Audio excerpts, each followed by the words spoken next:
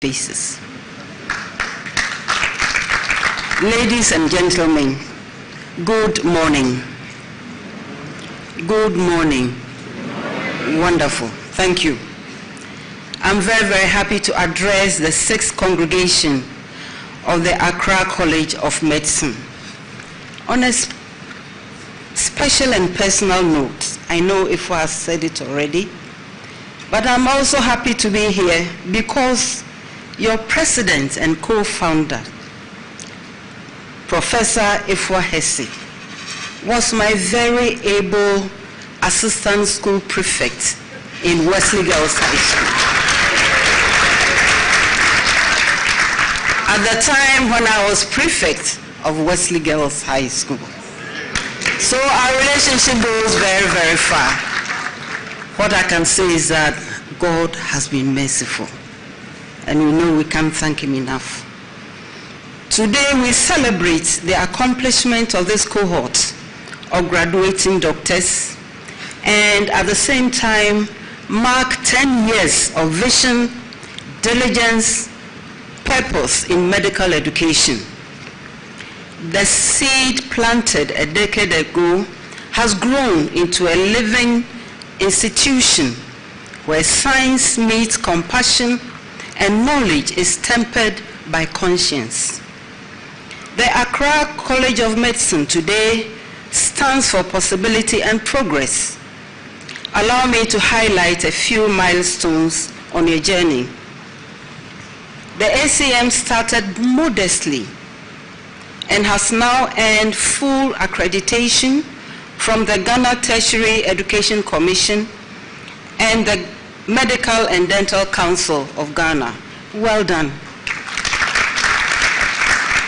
Through its carefully designed curriculum, ACM continues to produce doctors to excel within healthcare delivery. Its graduates now serve in hospitals across Ghana, and I'm informed, and has been repeated by the co-founder, that two have undertaken postgraduate training immediately after housemanship. This is worthy of mentioning, and it is a credit to the institution and all the people who've been part of it. ACM has opened its doors to passionate young men and women who might otherwise have been denied entry into public medical schools due to competitive cutoffs. ACM accepts students with aggregate scores above 10, and the institution focuses on the passion of these young women and men, of course, in order to nurture their desire to treat others and provides an environment for them to thrive. By recognizing potential where others must place limitations, ACM has shown us that excellence can come from combining nurturing with perseverance. Over the past decade, ACM has dedicated itself to ensuring that medical education here is not only about excellence in content, but also about cutting edge in delivery and experience. And I know the students will attest to that.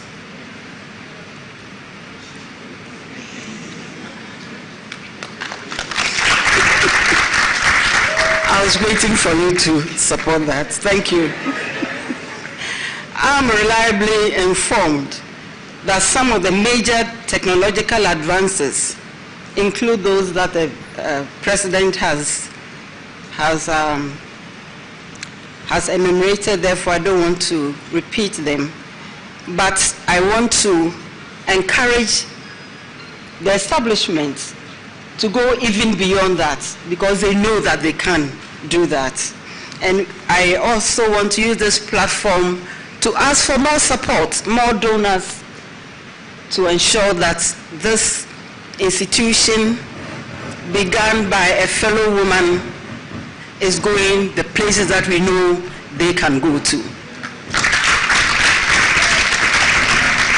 Furthermore, Through outreach programs, ACM has taken healthcare to communities. Partnerships with public and private universities and hospitals, as well as international institutions, have widened your impact.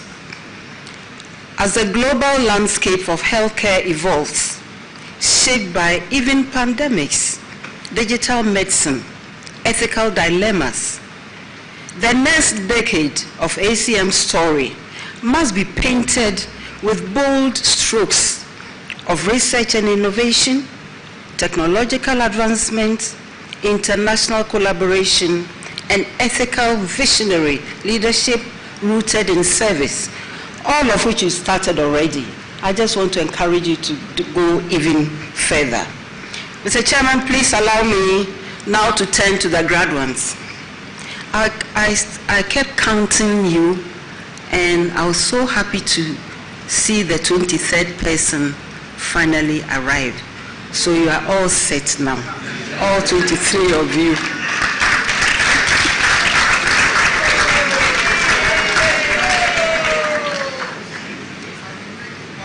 You are a testament to this institution's vision. Your sleepless nights, countless tutorials, long hours on the wards are designed to shape more than just your minds.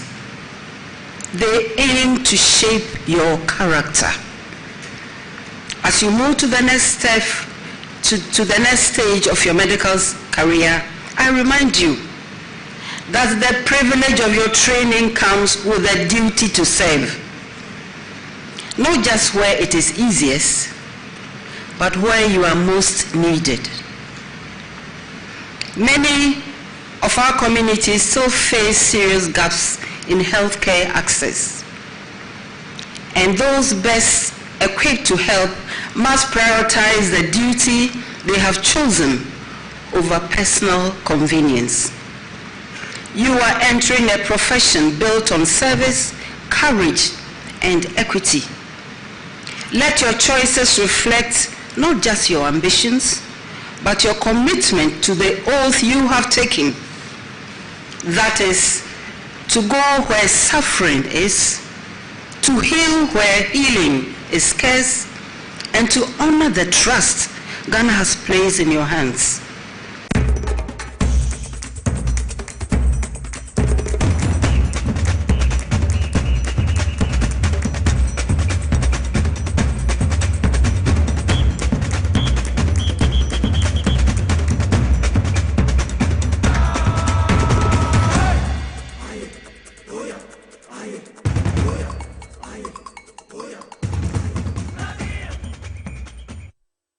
I said, and also on Power 97.9 FM, the hottest and the biggest conversation in Ghana inside politics in a different city hall 37 Abebese Street, the heart of Accra, will see in all the 16 regions across the country. Northern Regional Capital Tamale Kesmi 107.1 FM, Boli and Kiligi FM, Wa AWFM, Boko Air Source 100.1 FM, Zeps FM, Wazabila na Pusiga, Air Wingpan Sampa Wende FM.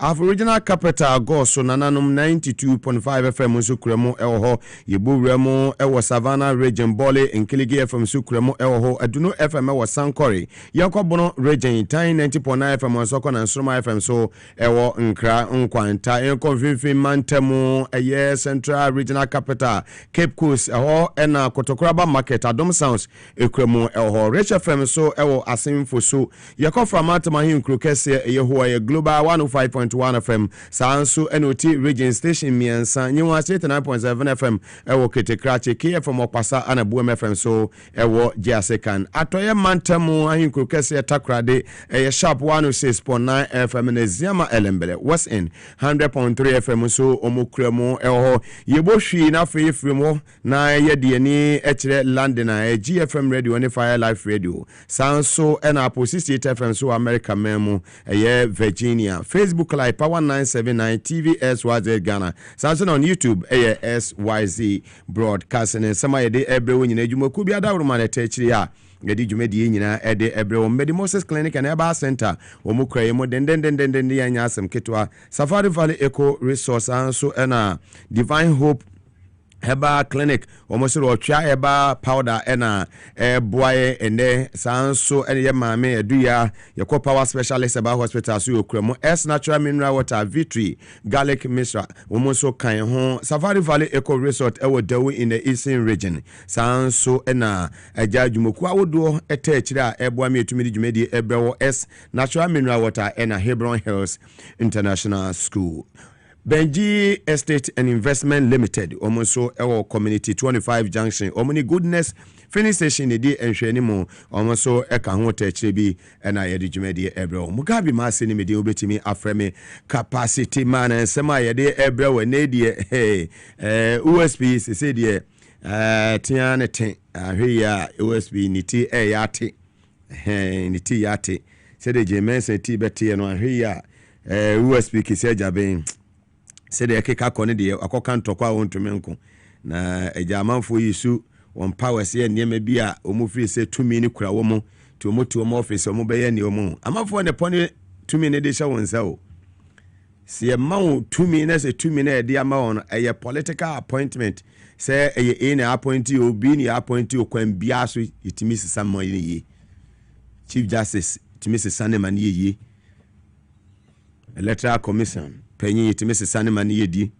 IGP itimese sane mani yeyi CDS itimese sane mani yeyi prison aye service o maso ye itimese sane mani yeyi wajumadi enso ani a obekọ na de obetimi aye ni ye no waba nti ne ekoyi de ne ekeka koyi de USP wonyina yiye de mimi hu ne bia anya wona enu bi na hu ba USP nyina yiye light weight obekọ USP bekọ dinchine boto 1000 kura obeko obesi from obejem bi akwa kantokwa no akwa kantokwa ese no Martin Pegbu ni wait modu in the spiritual realm no Martin Pegbu ne ode woni kise jabe sisin so ontumi ne ba bia kisi enya de Martin Pegbu be mo wada o ma wonna da o ma wonna nti hase na wa abo ho me de me kasa no makasa mbasa ma beto me bo e de amame tokonu yetu no fo wantie Jane Mesa ne bossman omuni manka o ma twere o mo handing over note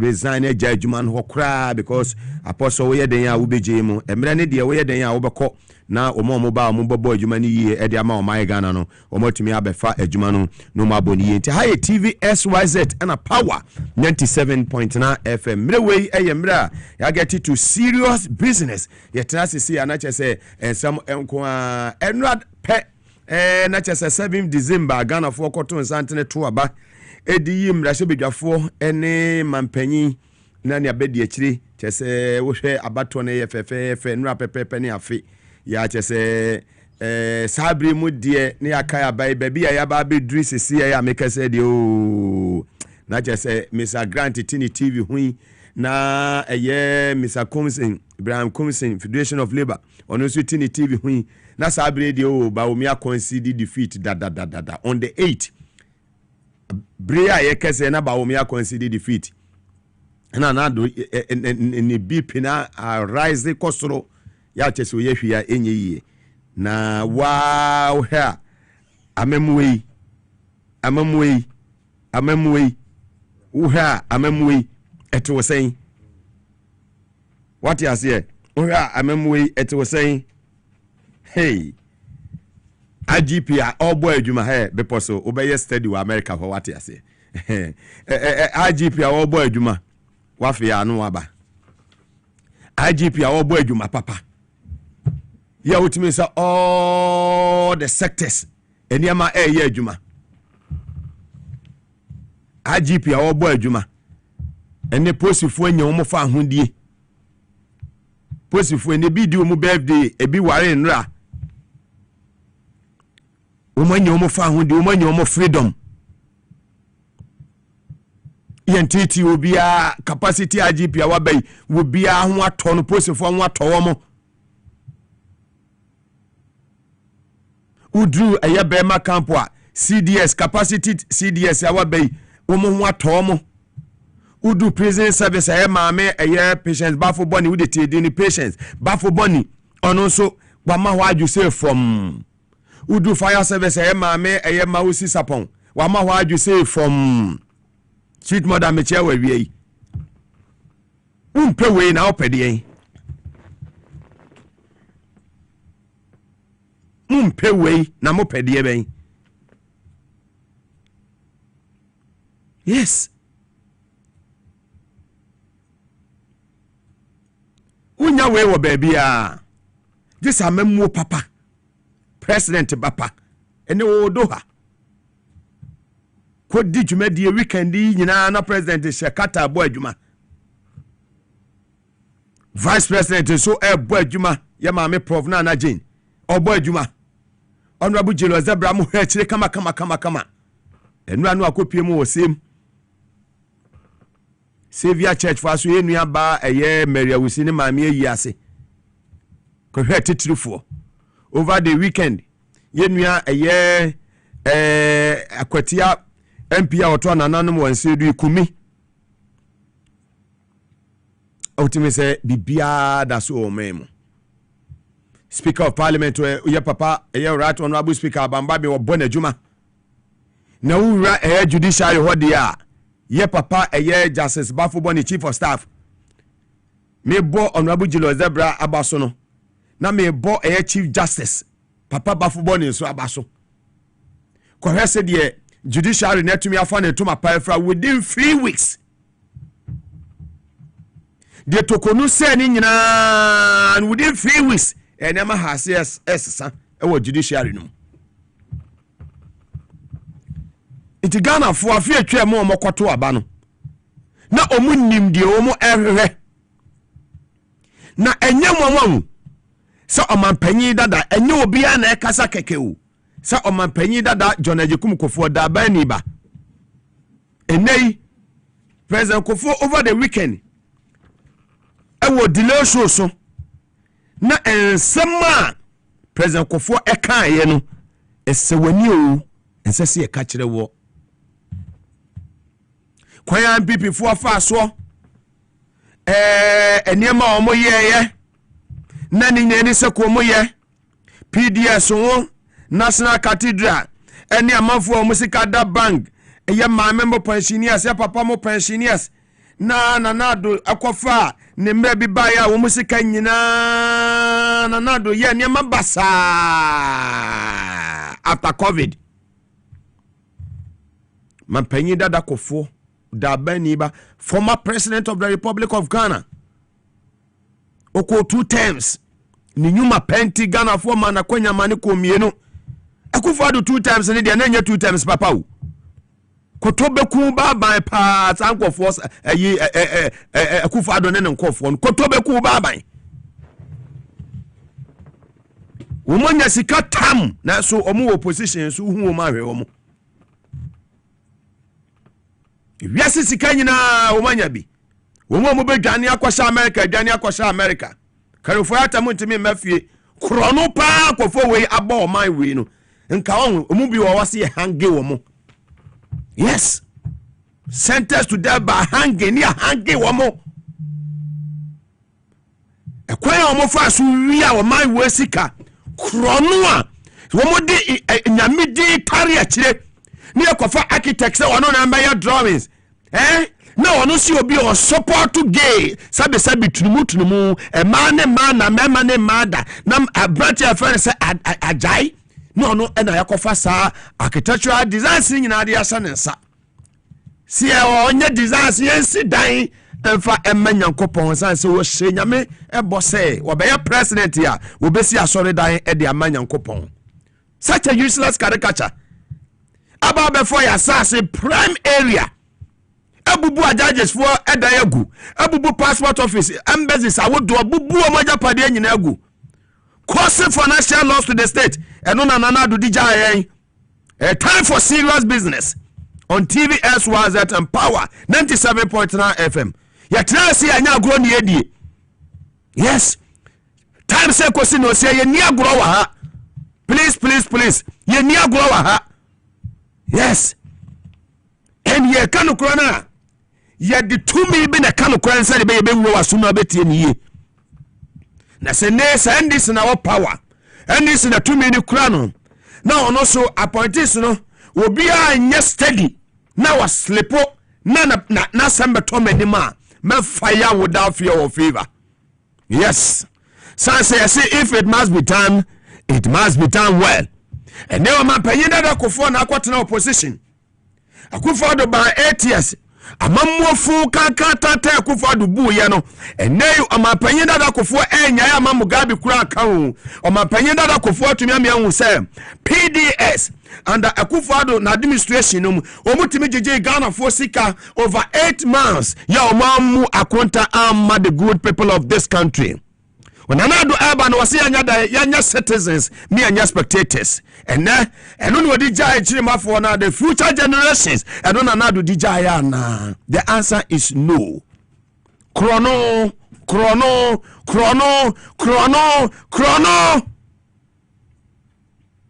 Yes. Na adie bia no wa fa kwampa so enya. Wunya kra enya dan enyina. Hwenya kopon no ani mrem in his own time. Wasi obesira wa obeyede obeshaw e ma wani mre obi ajapade wa ma wani mre prese wo beya dwumaden asam fifiri na wonsa aka ne wasa woka. A telephone call keke betimi asesan wo wabrabo. Telephone call keke ba ko pe e betimi asesan wabrabo. Enja dwumaden na manipa yeska o. Wasi ni sira na manipa yo defo na wasi obra dwumade ma ye fa bi nyadan enka ho. Nya dwumade na manipa yeska. Kwam papa bia wo betwane anamantuo bia wo betuo no abrane da so nyina san wonwene se ade we betimi happen to you no telephone call keke e betimi a change your situation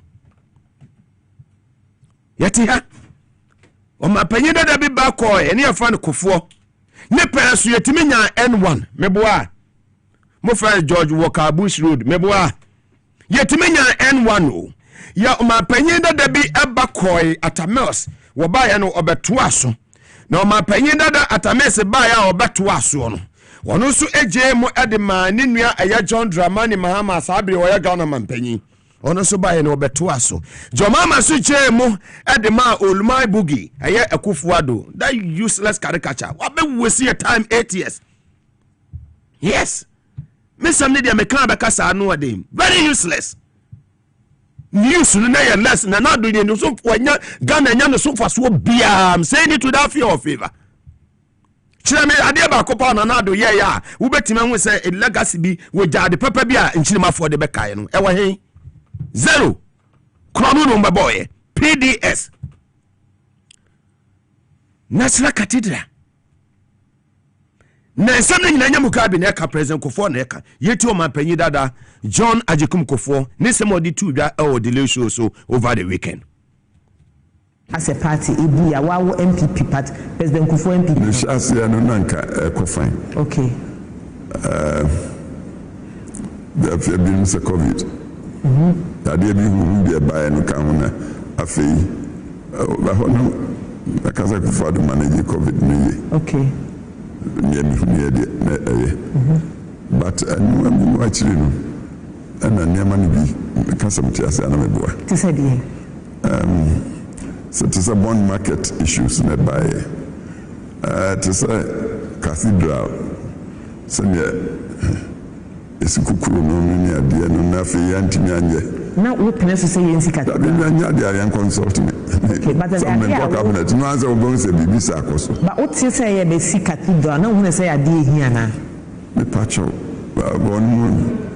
Yes, and the music program, Madame Gas, privately no day. Okay. I'm going to work off as a government and Saturday.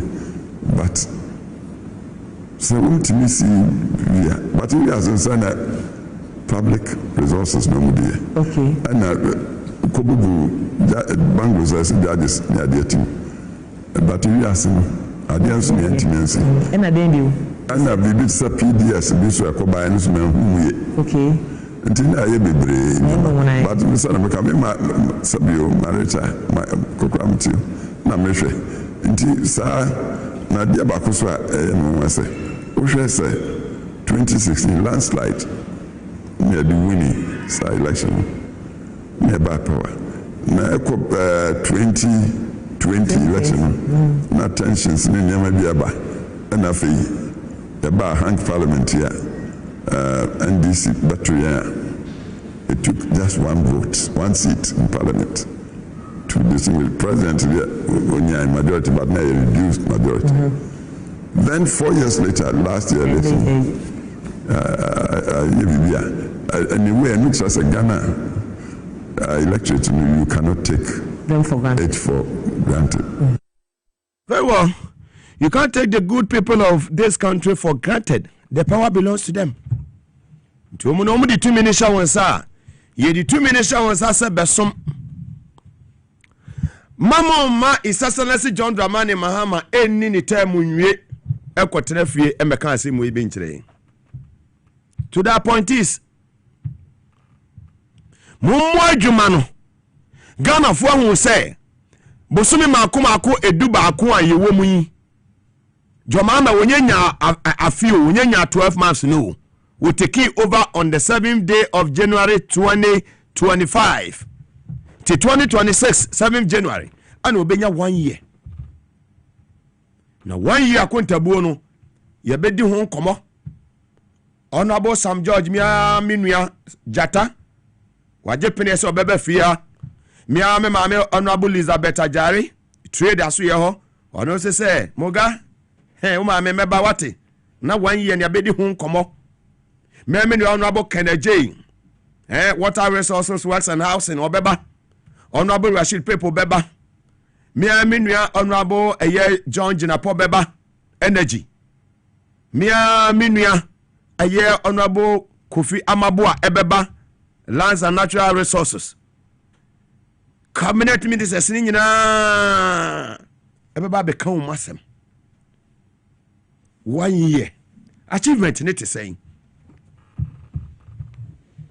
Yes. Adi obedi 8 years say no or destroy no. Would be the 11 months ababe ye. Would that gonna say Ghana? You bet me ababe nya a single digit inflation. Would that be say dollar na could do 17.9 no. Nanya sani bia wo free a year bolia or you go jene this year. We bet me ababe 10 things around. Ama dollar na ababe do 10 na. Na ayon ross na. What on a Kufuado person 9,600 no. Now who GDS ababa be do 7,100. Cement now 122 Ghana cedis no. Now who GDS bet me be do 78 Ghana cedis. Bande wire now what on 100 Ghana no. Now who GDS bet me be do 45 Ghana cedis. Dadwa 1 box so now what on 100 Ghana no. Now who GDS dadwa 1 box ababa be do 45 Ghana cedis. No. Today, we are fortunate to be part in this administration. Eye adom bi na Nyankopon adom wo. No chese o mo mote bench no mo enya bi moye no. Wo mu nimbo. Na se we mistake. Na se wo to ho. Na wanye wadwuma yie.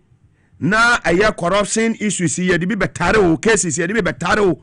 Na isasalasi John Dramani Mahama aya boli this year gonje niba na ba poli wano.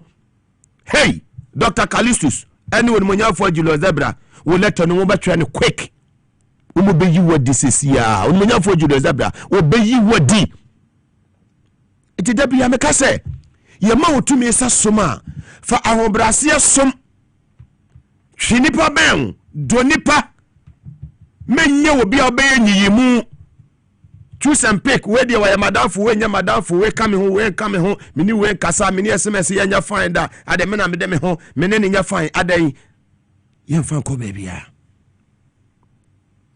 Yes, so be a good leader eye asase o yetimi sumfidie bi ne head wa kwase baby ne he say send nipa we ye hwani suban se ye de dwumadie kase bi sha ne sa wo betimi aya na.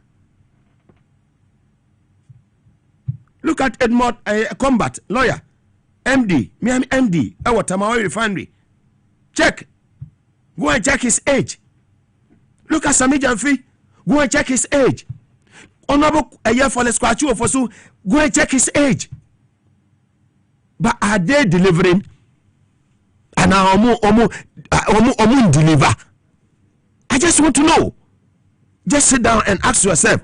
Say to my oil fund na komo tono $21 million US, you know. Young man way about few months. To me 10 things around. I'm a net my oil refinery. As I find to my pa Efra. I see a make a profit. And young mama. Now for 8 years, we'll be by ye wagunu. Upper 20. Akron for kuatis. Misumu one misumu bako. Meka would have misumu ya akron for tips. Can of rat and oi. We are gani. Cause one timi yano. The metete on from metete what they say. Mati Pebu Eke. Inti no kure said the Mati Pebu Eka say USP or $40,000 a year US dollars. And a year a Dubai a semono gunai. Sir. Well, a prayer better than a kankai. A prayer ye better than a kankai. In Yanisa. And now December 7th. Now enra afe pepepa Ghana for to Santene Koto about on the 7th day of December 2024. Koyi mrasebegafo ahanu eni achire aduoson sia 276 MPs. Ne 275 ana sal beka ho ne 276. Na enei obi bisa say Wusha His Excellency John Dramani Mahama vote wonyae. Ghana for etumi man 6,328,397 votes. Yeah, no, representing 56.55% ebi ensida. Na Dr. Mahmoud Bawumia enya 4,657,304. Na no so I represent saying 41 say no actually omo de bibi be keka ho nti ba omo ade ese 40 no kura wa nya no 30 something. The years in be declare no. Na ehwe kwan a JMS afa so declare results ni. I have the singular honor as the returning officer of the 2024 presidential election to declare His Excellency John Dramani Mahama as the winner of the 2024 presidential election and the president-elect of the Republic of Ghana with a total percentage of 56.55%. Congratulations, sir. It is finished. Thank you very much. Je dis pas. Go back. It is finished. Now open time kwa abuba ko ni baby. It is finished. Ko ni baby otokoye. Yisi ya oto aba. Now she ma menu ni dimina. She ni posture. Si we see no. E declare results at said here. Wodi obufuo bi ko de no yin nyina komam nyuma boni o mudi ye wo electoral commission hon change results enye electoral commission JMS that useless woman way and otime so a constituency bi di kogu eye police depot Tesano police training school hon. Not that time, see the man, that useless woman. Now, on order to see the ho. Now, what you are done and who MPP women organizer. Now, almost NDC for block it quite in a would you grow so I be show beat inspire be real. And there. Jomama ba ye sena atmosphere in the city.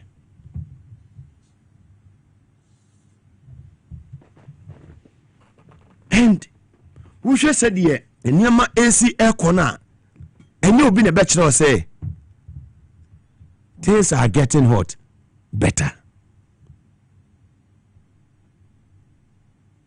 Under this administration, meet me a culture say things are going on well. Things are really going on well. With this administration, it is well. And yes, it shall be well. Oh, it is well. I'm only yet. This will be our own pedocre. This will be our own person or bedding correct. This will be our trophy. And the Becca say, I'm a mono. And they would do media market.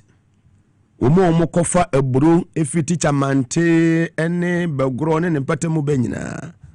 Umunina say a ye. A jiwasa memoni ye. Ubunu say a ye. Ayu say a ye. What you say? Minyama chimfo yo mutun ton and yama wo market na nyina. What you say? Umusa memoni ye. Achimfo na say a yo. Almost say a yet, and I mama say, I'm a yet.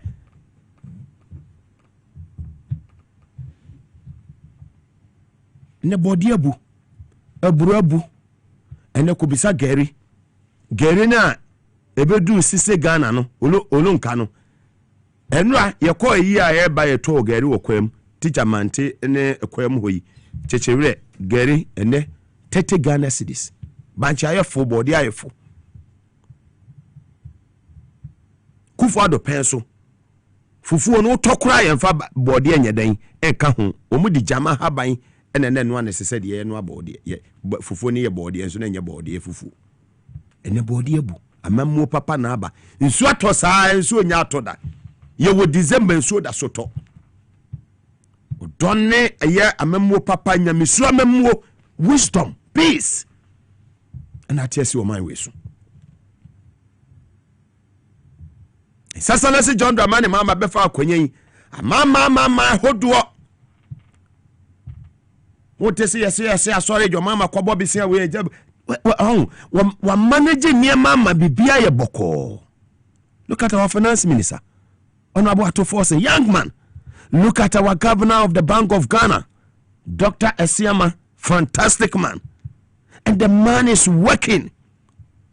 Good board, Sami Javi, young man. The young man is working. Kwame Ka, when you say na mechacha mo we good board.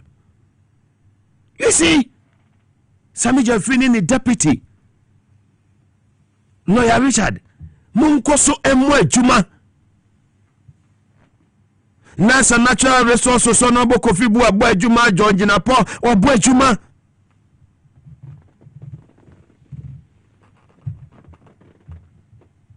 Yankore abra bawumia kan exactly a year ago today, the 8th of December 2024, abra consider defeat. Who say aje gon we hia enye yi. Let's watch. Ladies and gentlemen of the media, following yesterday's presidential and parliamentary elections, Ghanaians at home and abroad have been sitting on tenterhooks awaiting the outcome of the election. Let me say that the data from our own internal collation of the election results indicate that former President, His Excellency John Dramani Mahama, has won the presidential election decisively. The NDC has also won the parliamentary election, even though we await final collation for a number of seats. However, I believe ultimately that these will not change the overall outcome.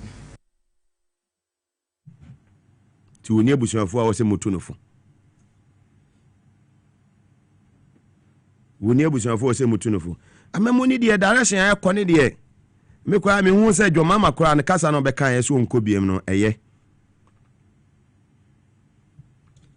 na sɛ enye wa na ode ope esan bae isa sɛ ne se John Dramani mama na so yɛ ka bi enye wa na ode ope bae o e udimafo nyame ena Ghanafo esori ye sɛ ye hiaw sɛ brabaji enfiri baabi a ye wo no it is excellency kan de waka wo na oyi sɛ Ghanafo no bɛgye atom adwuma wo boi kwan a ofanko ne sanwam kwai adwuma wo bo organ hadodowa wonam eye motorway so wonam baabi a ekwan a wo yiye ne adwuma wo yi odi ase enu baabi a wan ye no kwa wunyanyan ma yesi January ho kono ukogina baabi sɛ unko bi ma Ghanafo ne ho enya adwene Ghanafo na besa sori a start demonstrations a wo do sɛ ye pese wo san ye den ukobiem constitution enye nipa na twere constitution ye Bible constitution nipa na twere this parliament ya we Akufo Addo kwa ye dadada ka first time ayi 1 year kwa my constitution no ka ye nya ma Ghanafo na his excellency ne sempo wan ko bi ma se ne titufo a wo endi samanyoku mu ahobrase omudi astom you woni pa omo qualify bebre yeso so obi ayedin etwene awrade sase obi ni mo chena asem obi ayedin meka se opayi Johnson ese nu kati aka se odi nkomo okukwa mu se general secretary position no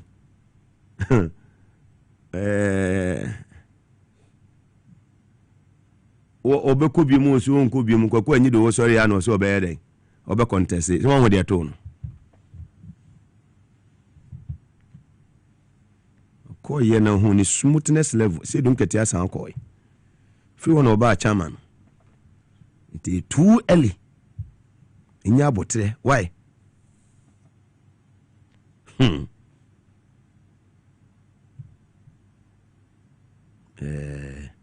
na yomo Sandogbe wono bo Dr. Manebo ama Yaya Kwaku ene IT team Dr. Boatemo Dallas mo Yaya Kwaku obo adwuma yentie Sandogbe wono so ne sema o de tuja a good team is a team that looks at the challenges that they have and then they work on it, and I think that the credit for the robustness and the rigidity of this system goes to Dr. Edward Omanibuama, to Wisdom Yaya Deku, to Dr. Georgia Tabuatin, to Mahdi Jibril, to Dr. Rashid Tanko Computer. They are the main folks within the elections and IT directors of the party. They brought the people together to do this, and I because of my closeness in working with them, I know what has gone into it, testing the system, running simulation exercises every now and then to be sure that the system will be robust. The fact that after 33,000 plus police stations being collated, the system is still running, tells you that a lot of work went into it. And I mean, I wouldn't say I was impressed. I was over-impressed visiting the coalition and call center and seeing the setup that was there, the people who were there. Too many times we don't blow our horns as NDC. Too many times we don't sell our story as NDC. I'm sure that for many people in the NDC, they believed the narrative and the story that what are we doing, what is going on, because we are not come out to come and say, Omani, in all his elections management activity, his process communication over the period, talking about what Electoral Commission has done and has not done, never went about talking about himself, talking about the directorate, or these are the plans that they have. But if you go to that call center and you see the well-trained, highly creative and dynamic young men and women who were there, and the things that they've been doing, that call center has been running for quite a long time now, calling agents that have been trained, calling trainers of trainers, making calls to voters every now and then. And you know, that is not the only call center that the NDC had. The National Youth Wing has another call center that has actively been in the plane of calling voters and all that. We had a digital call center that was reaching out to a wide array of first-time voters, young people, pensioners who have been affected by all the bad decisions of government. And we have run a campaign that was technology-driven, but we were not loud about it. Inya aye standby. Yada wase. Ba obodi ni nyina won say na okoswa bo Dr. Maneboama, Dr. Maneboama, Dr. Maneboama, Dr. Maneboama. Debia meka se ewiase nipa mama nche. Nipa mama onche. Maneboama ne mameti ase. Na so isu wu krade a nkwantu menye. Twana nanom se do ya. Yami aduma on the 13th of this month. Memende di enimi ya. Doc. Yami fa okransi. Asasi di niema o. Asasi di niema. Yami fa okransi nkane Monday ye to abawi ye nura ne wan ye nkene ka oteme nche ha nanka yedi nkomo fefefe obako station bia aje se oba Mugabe show so ansa sana obako ba bia wako o kasa wa ha eno anu no yewi mfiuda na minim se nyame wesese baby papa edo akura wo ho ede amaye ede nara ibeshia. It is just matter of time. Just date. Keke. Obi abeko. Ye kwa ebeko ne sen. Ye ba ne fefefe ye kwa so anada ne arefo. Dr. Maneboama. Mami tie na awie yi, enuanum tie. Na nanum atra kwanya wo koforidua ne udwabe. Ene eye kalikfo. Maneboama yere ne mma ne busua. Da sukoso ye mamu nyina hyede. Bo ade ne dom ye ne yetenkwama. Da eye memende di animu yi. December bosome ne de to so dumi ensa won fimpi mienu ne aduonu enumu yi. E beba abejam abusua. Eyi hu nkrato ene to aso yi.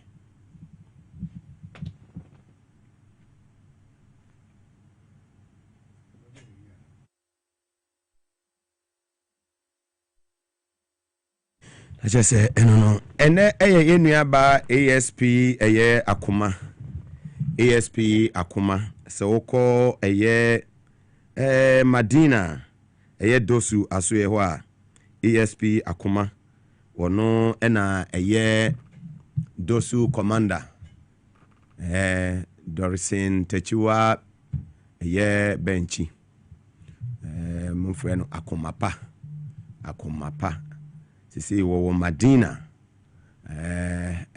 divisional dosu commander ni mfonyi ne dasui ene eye na woda nti bebi owo bia adwuma pa amanfo ebo din ene ye celebrate o oye posini bebi awo bia kosobo adwuma na monko ne sa na ye kan se nyame ma ho den ene nkwatenten ukoli sa onu mo ye adwuma odo eno kroye bebi obeko bia ye fra wakomapa nti koso sa na momwa IGP na Ghana Police Service with integrity no said bebi a wonam bia wogi wudin wo eye Taifa Kwabenya district na wogi wudin na wakopie mu wo Madina na woda so agi wudin odoso aso yo yi koso sa service with integrity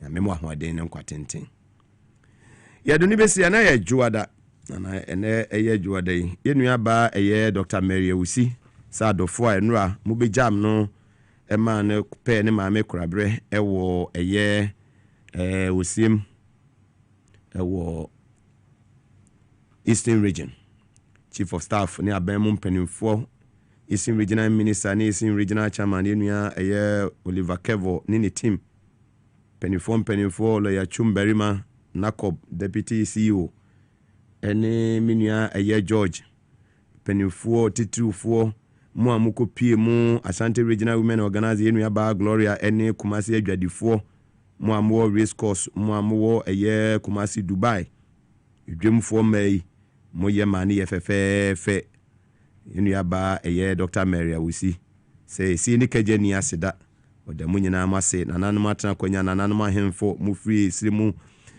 apa is ene nananum ahemfo amwo epoye mantem isinweje ne ebebia Ghana kodubia say oda damase Cecily John Dramani Mahama ni abusu ni nyina mihumi nua ba hawa Mahama ho mihu Michael so ho Michael Mahama the Mahama family says in Kajani Asida, in ba Dr. Mary Awusi, ya we free zones, penny CEO, any Ghana Blasters, number 1 goalkeeper Benjamin Asari, and also any Hokafo, in a Busuya, coach in Momoka Homokopimu, and say, or there will be Biada, asi.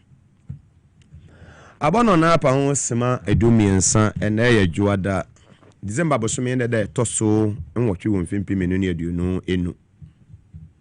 Ene akwakoye adwuadai Dr. Mponsanda na ene wobete honorable Ashamanka na wobete enua Gordon Mahama oye kasama for the matter ma refinery wobete ono so enka ewo dwumadie so Mugabe Maase ni medin Dr. Mponsa ene de na wo maye ya du bonya so yeduru a eya na me ye discount ema me patients anase eme nkrofo a edome na womututu omuanamo eba me hospital afi we kura de sa discount na meye no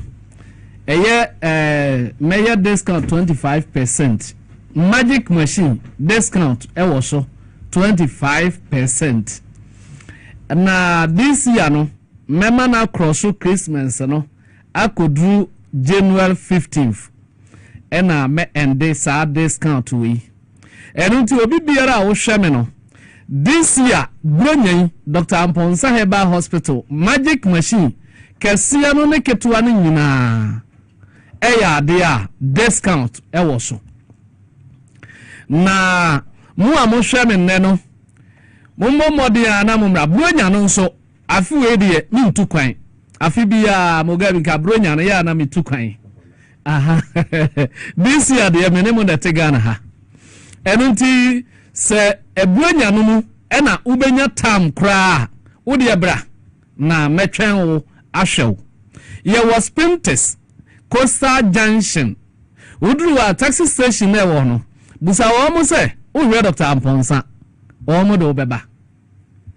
message se wo Accra ye was Pintes Coastal Junction udru wa busa taxi station na wo no se wo hwe Dr. Mponsa wo mo do beba me hono eya brosan tentente ena masia me de ye Herbal Hospital enunti sa wo hweme na wo ye obi a wo yare enkasa mu yare tie mi ye obi wo ho yare enkasa ne entini mu yare sa wo spondylosis osteoporosis osteoarthritis ene sciatica sa yare we nyina no akoye nkasa ne entini mu yare so wutie mi na wo sa problem no a ba bibiara a wo hye bo mode na bra yemfa nko hye magic machine kese no wodam be se 40 minutes na wo sori a obehu se why aduro papa ena obi wo ho a o se doctor me de yare na chemi atofie tie mi ye pa enkrofu a sa yare we a meka ho asem ache wato dem na wontum nante Moses sa wo mu nyina mreme na men sa wo yare magic machine no sa wo severe pains kese pa de pa untum nante ye o bre utia wo nan no so kura nye ye wachika sa ya wo ya so many years hwe sa short time no a o magic machine so a o ho beto sisi a pains ni nyina ba yira ama o ho ato se kuro ewo ha na ya ma okura duru na fe waye abrantie anase ababawa magic machine no ema o system no ebeye foforo enipa biara yewo aba wiase no mo na wu nyini no na obla cells no so ewu ebewu akopem se obeye week akopem se obewu enu nti se wo hwame ana wotie me na se wo mpese wunyiri ntem wo mpese wu ntem a wuhia se yedo to magic machine obra access o nerves ene ne aka nyina aye week no ebenyane ni nyina na afi wa beye nipa foforo ne wo mo yare nko na etumu ko machine so obi wo ha o severe blood circulation Umetumi akase numbness sa wo sa problem we mu amonsa ye mutitiri mu na ye mutitiri mu sa nkrofo nyina se ye de mo eba magic machine so a ebema ebejai short time utie me na bibi da oyam bibi nante oyam wan kasa wo se bibi enante oyam ebe nane no easy amaw emma na mummu nsa no ana se ubu nsa emma yie no ukoso a ebeba clean ebeba yie pa na wan kasa wahu se wa flow come on nice any side effect bi ade ma magic machine no muan kasa mu amohwame na ebia wanya ekon mu yare okon ayewo ya so many years affect wachika say bra na yemwa na kodam na enyai na je kruedru kofa na fe ohonto ya won krofo bi wo ha wo se doctor abibia yare we meta boso a ye friend typhoid yare bi wo system mu yie pa ene na mi hu se yare bi a friend diabetes pese obiti no typhoid ye wa toda wuti pa o ho na okon agene wachika se ye wo ya omfe ewo uyam ebubom wani so chinu owe obasabasa eye wo se ubewu adabechi na ate ho wutanya constipation ayamtim uyam tim na ntum nko private obi so ho na ayane se wafa afaduro na ne yam ahwie kakra na agyan ejaw yafu yare yie pa na saa yare yi etumu ema big problem na chese why week kra ye ka yare mani pa ye week pa saa yare we eka ho na yare we ye uche na se wa mpa nhwa ebetumi akreti yare a friend hepatitis B amon se hepatitis no ba obawu se wo chest no eye wo yam tentem otwu mu na wo mutoto saa na ayese wo feel fine wan twetwu mu a ontumu ntena ayese wo mu ye wo yam ye wo ya wo tete saa na chese hu ade krompo a ehawo ya so ye wo machines pa your machines are hwehwe your labs ahodo nyina bi enti wo ba enya fei ene ye beka se kohakoye lab ye be ye ni nyina bi amawo na wa kai se mesi bronya we ekotisi next year 15th January magic machine ye mo bi biara discount say ye kese na ye ketwa no e bia discount 25%. Ye di mo bronya sawantumi amma na etwamu a ebesia kone price monso amohwe me na uyare asichire yare sasichire na de ma wa nka aja di ekọ bebre nim sa de oyo oso yase di asichire a ena menya diabetes enantimi ni asichire minua asichire na manipa energy ahoden tiemiye pa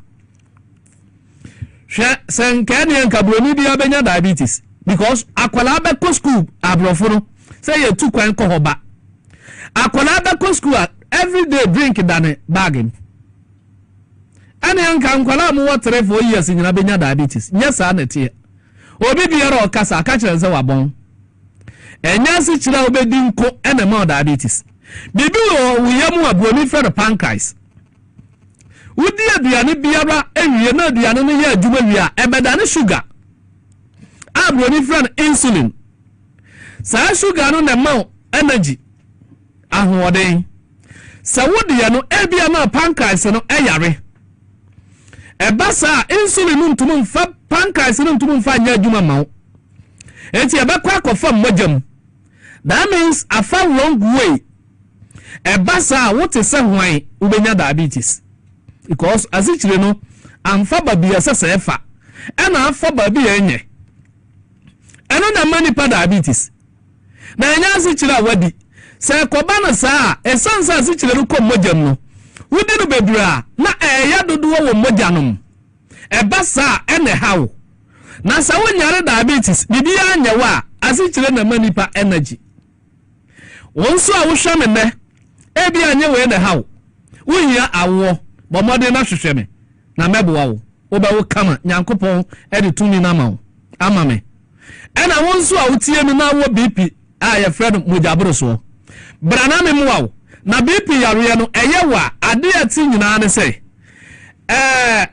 adasa ebi ya wakoma ayenlaje ayekese ahono brana yen kwalete no anansa wontiri mu wasisi brana yen fa magic machine nyama wo anansa wo ye obi a ekuro wo wontiri mu saa nyama wo nyina ebema obipi akosoro wunya diabetes obipi bekosoro wunya typhoid obipi bekosoro hepatitis B obipi bekosoro ekuro ba wontiri mu obipi bekosoro brana yen hwe nyama wo nyina nso ovu mawo na honto na BP ni free wo enko ma me mo numbers no na asobeti asemo na e kakra bi over fresh 0243 sa number we asan ye whatsapp no de eya ye voice message eti me drive kra met me reply 0243 11 08 75 0243 11 08 75 and a calling number no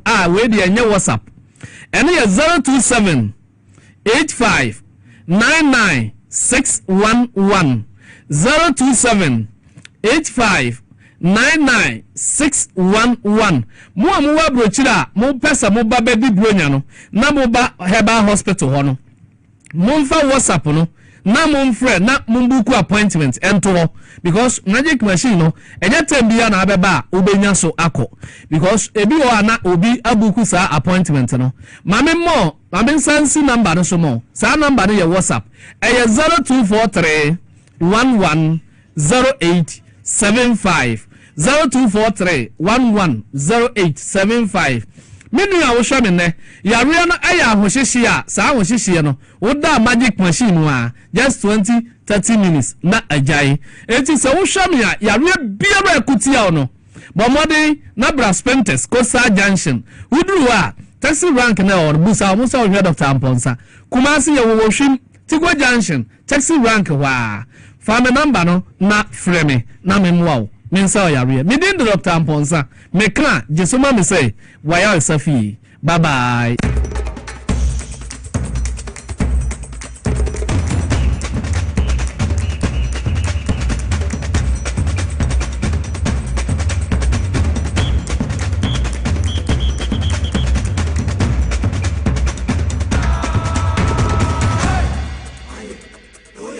Hi, I'm pleased to introduce to you Cancer Mixture, a herbal mixture for arthritic pain.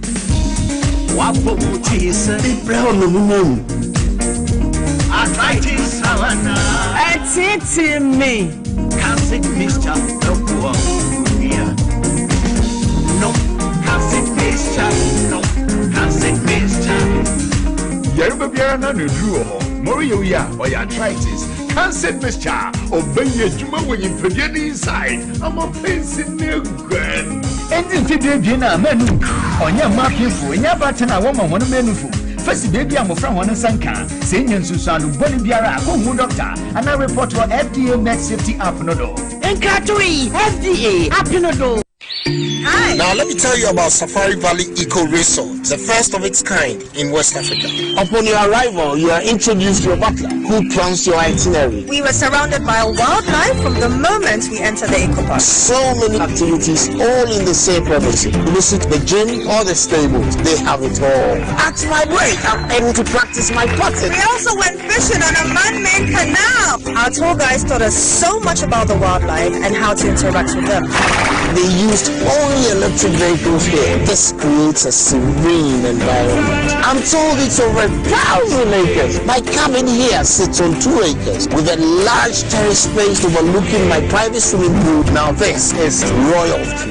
They have their own farms, thousands of fruit trees. I can also have my lunch here at the waterfall. Quite a beautiful place you have here. Visit Safari Valley Eco Resort in Ghana, bringing you closer to nature. The serene environment fits into the goal of the school, which is simply to provide excellent educational foundation for your world's development before they commence primary education. At first glance, clearly you will see why the school is called Hebron Hills International School, as the building stands tall overlooking town.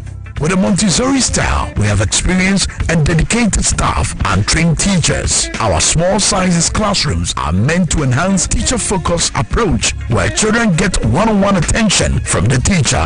Hello there. We are open at 7:30 a.m. and school closes at 2:30 p.m. After school care is from 4 p.m. to 6 p.m.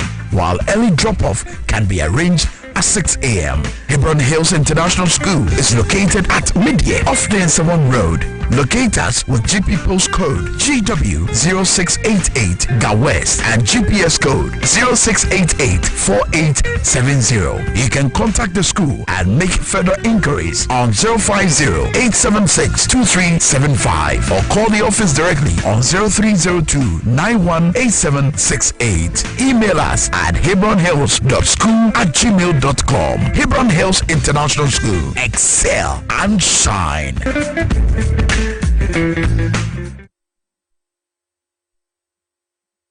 Na ede na ya obayi a oda forma so ne yafunu emunumuni. Oh Mr. Entry, also yare ya tete be benfie pi nanso ne yam nyono da se me chew no ahodo amato a me hunu hwe a ebe ya nwanwa. Menye ni se what ulcer tamfo Hexa capsules any Hexa mixture yanu mbom kotia ulcer no bia ma no anum anka no ho to no dadaada ulcer dro de eno any Hexa capsules any Hexa mixture ankom ni nchiremu ulcer yekura eto yefunu ene ensunu mu etuma wo yefunu ekekawa woje ho a enyi ulcer etumi ema wo ye cheko ebra wadidi awie so how eye ulcer de a compare Hexa capsules any Hexa mixture nanum bom na ho abeto pedudu etu a ko okanshi drug lane Kumasi Dani Herbal Takradi AA Mensa Anafre 02038228855 Approve about Tanya Wama on Mofromfo and then Mofra women feedum yeno enka ho Hexa capsules and in a mixture all satan for FDA aje edwade nkrato yi atom obrebo eye adwumada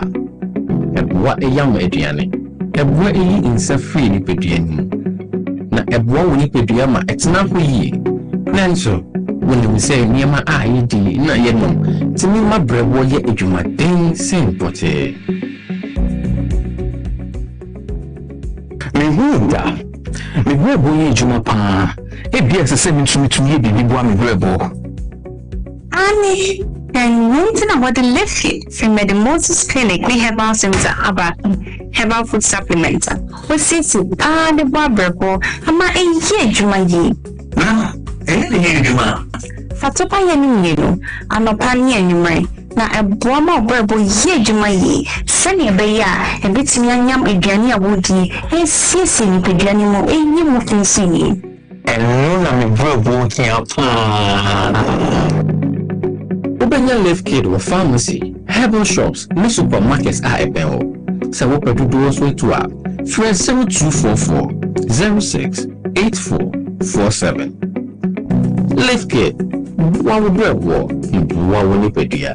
A dream any marking for a ma emma or man for make them for our 1 year in few to me. FDA GBD Kratui atum. If a crown a minisika, et ye me free. Ehe papa na menya bosia e dia tre medwuma yimu kai kra mabre menya bosia ato taxi fofo Suhum Rural Bank Suhum Rural Bank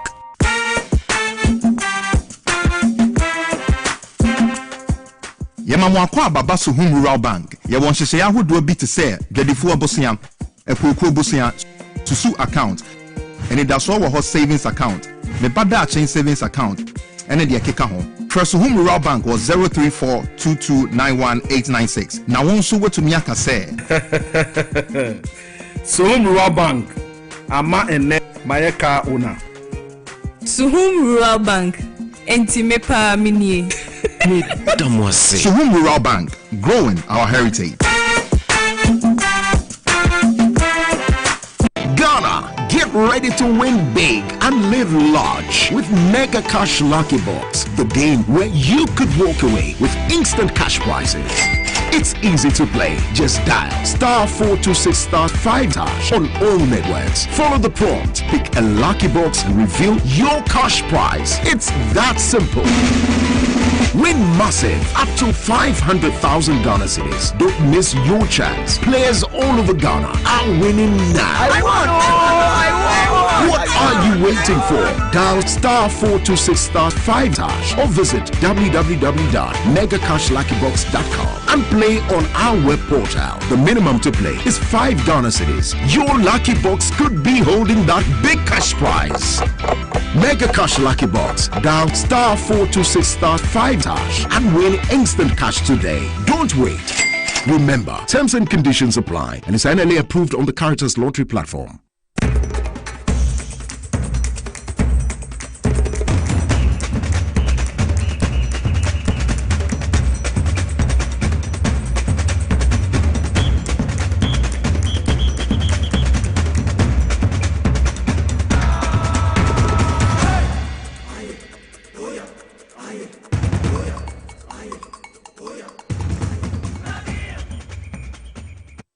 Akwaba Ediba TV SYZ Tana Power 97.9 FM. Sabre abo no nine apa ho semaria samiensa yetema kopim se nunsia ebebo na enwumere nunsia kase bonso yede atoa muso na baby a yedwe ye ba besi nkonya na pense nsema woduo num munimonyamfo ono abo ashama former MP for Buem sisi bon adwuma den ewo with department no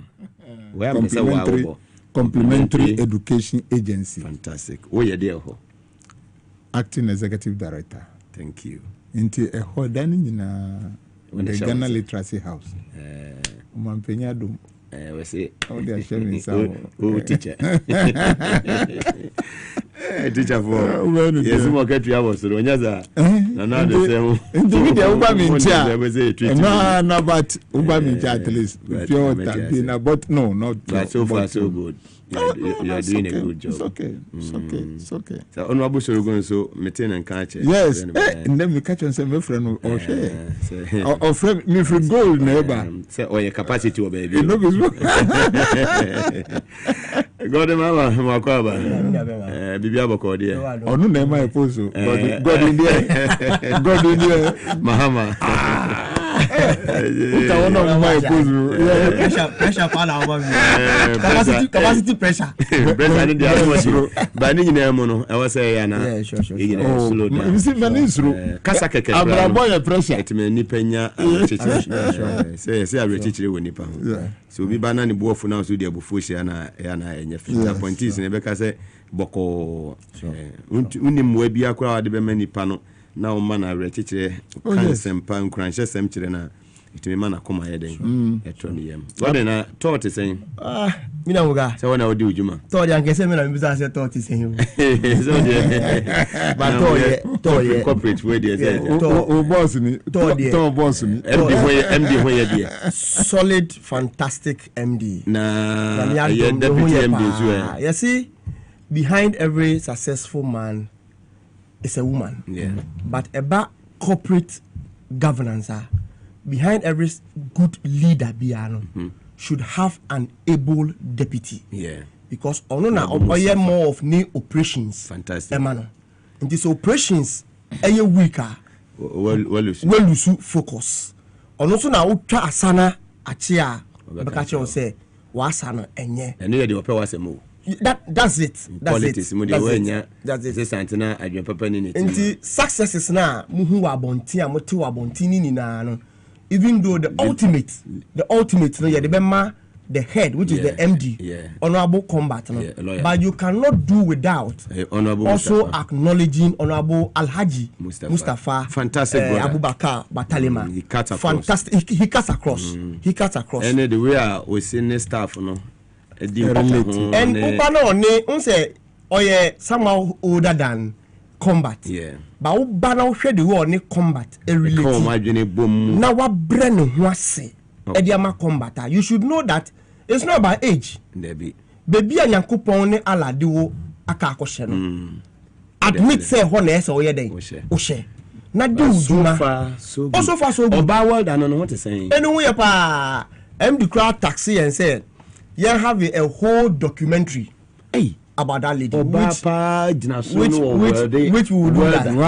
We will do that. No, we will do a whole documentary about her. Said they're not tall city. Said yeah, Ghana man who said there is no job left for a man. Yeah. And there's no job left for a woman. Because you see what men can do, women can also do. And the woman has actually exhibited, say, Oba bibi enu a ese esoche da de Oba. But Mugabe, you see, Thor, basically, before I ever call Thor, no. Obi biya na we di Thor ejumechi biya be catch or say it was a hopeless organization. Because even individuals, employees no mo no were living with hopelessness. Bebre na neni da so ye den. Eni ho. Embra mi posti the 1 year on after 2024 elections. Emma Tor guy be commenting when me start.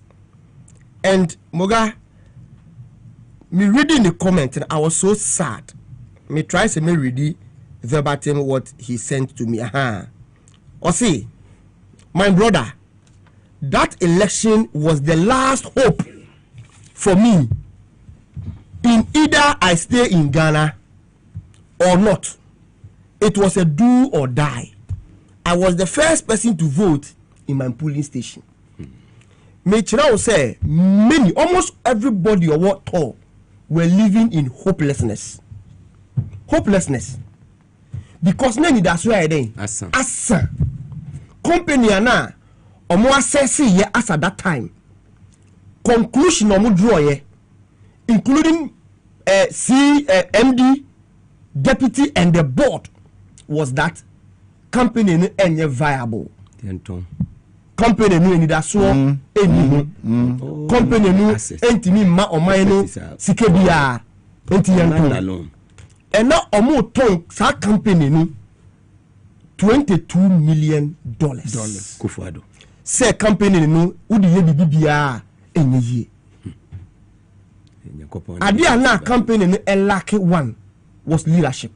Asa. And direction. Asa. Leadership and direction. Never say e will rotate for the past. And na His Excellency John Dramani Mahama appointed a leader and a leader who has direction. Ane Oto. Fantastic. For less than 10 months, company I say atetia pansam udi yehia enye ye atetia saya pro enu ti yenton no enne moga in just 7 to 8 months that company no etimi raise IGF internally generated fund of $21 million. Difference between IGF and said ya na komba beto company no just $1 million. And then you said e bibi sunku bia ye ba ye no ene ye di ba you eniyama nde generate IGF no all those things were still there when we came. Loading gantry, the tank farm, services are render Emma BDCs no they were rendering the same services for the past 8 years under MPP. Into question is say na sa asika no omo de yeden omudi me no ka say muga ye ba ye the new administration has not even borrowed 1 Ghana cedi. Omo nko bo busia o bebia. And so they are able to pay workers. At a point in time, muga not to even pay salaries, to pay say about 2 years worker was a problem. Those times, na ECG, a time be out wa full na you doing kania. Full na you two in swim. Because almost all utility companies na ya di omoka, na ya di ECG ka, ya di Ghana Water ka, ya di GRE ka, ya di Senate ka. Even Provident Fund was a problem. Muga unim say pensioners or moko pension. Sika say ya de mawon. A part of benefit. They couldn't pay. Me no ka say under the new leadership. Ye tua pensioner bia what? Ne benefit. Na yem farmer no ye tua up to date. The aka pay your moko retirement this year. Omumpo no afini nko awie no. The MD has promised to pay everything before we enter 2026. And we got the last point, because the main focus is not on tour, but the customer won't even. You see, Adia Baku a D company ni yanso ne say power play. Not the board then, and the MD, the deputy MD, no, and even within the board, there was problem. Omonia United. Omonia United. Say no more fighting for any positive goal bia individual interest. Banyamin Chadie, min fast da Emma, the current board chairman. Honorable Billy Joe. Yeah, fantastic man. Honorable Billy Joe, fine gentleman. Man with integrity. Responsible man. Very, very. Responsible man. Very humble too. We team all the board members are back together. And make sure say tax aye di ma won. President di ma won. Minister di ma won on the day of swearing in. No. We realize say without unity, they cannot fulfill that tax. Anything me no can say. All the board members are united together with MD and the deputy MD. Fantastic. And only another point na previous administration no elake. And the Honorable Billy Joe has come to restore integrity in the board membership of TOR. Until now, Batoa met Maka without fear or favor. Mugabe, Eba MD, deputy MD, board members, everybody, every employee, I have the utmost respect for everybody, because somebody compare previous administration, you could realize that people really came in for their stomach. And yeah, Jumana, Moba say Omba. So in short, Obianka na kuma tuni the pepper Botayentia, Dr. Kwame Nkrumah, in the year 1963, Ekuku Tema Oil Refinery, EDCO, even though that time, na Ghana yen discover oil in commercial quantity. That emphasona a few days that emphasona enti o hwe ye EDC Tema Oil Refinery no. Very soon, very soon, very soon, we are going to see the light. Fantastic. And everybody will have the full benefit of Tema Oil Refinery. Sure. Very well. Medase Gordon Mahama, or your customer for Edema Tema Oil Refinery.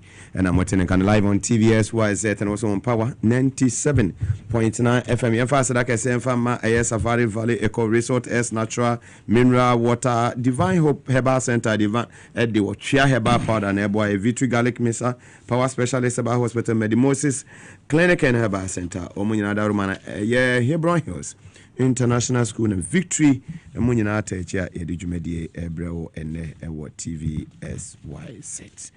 Mugabe Maase ni midin yes and semono ase esemene de edoso ne momono a year ago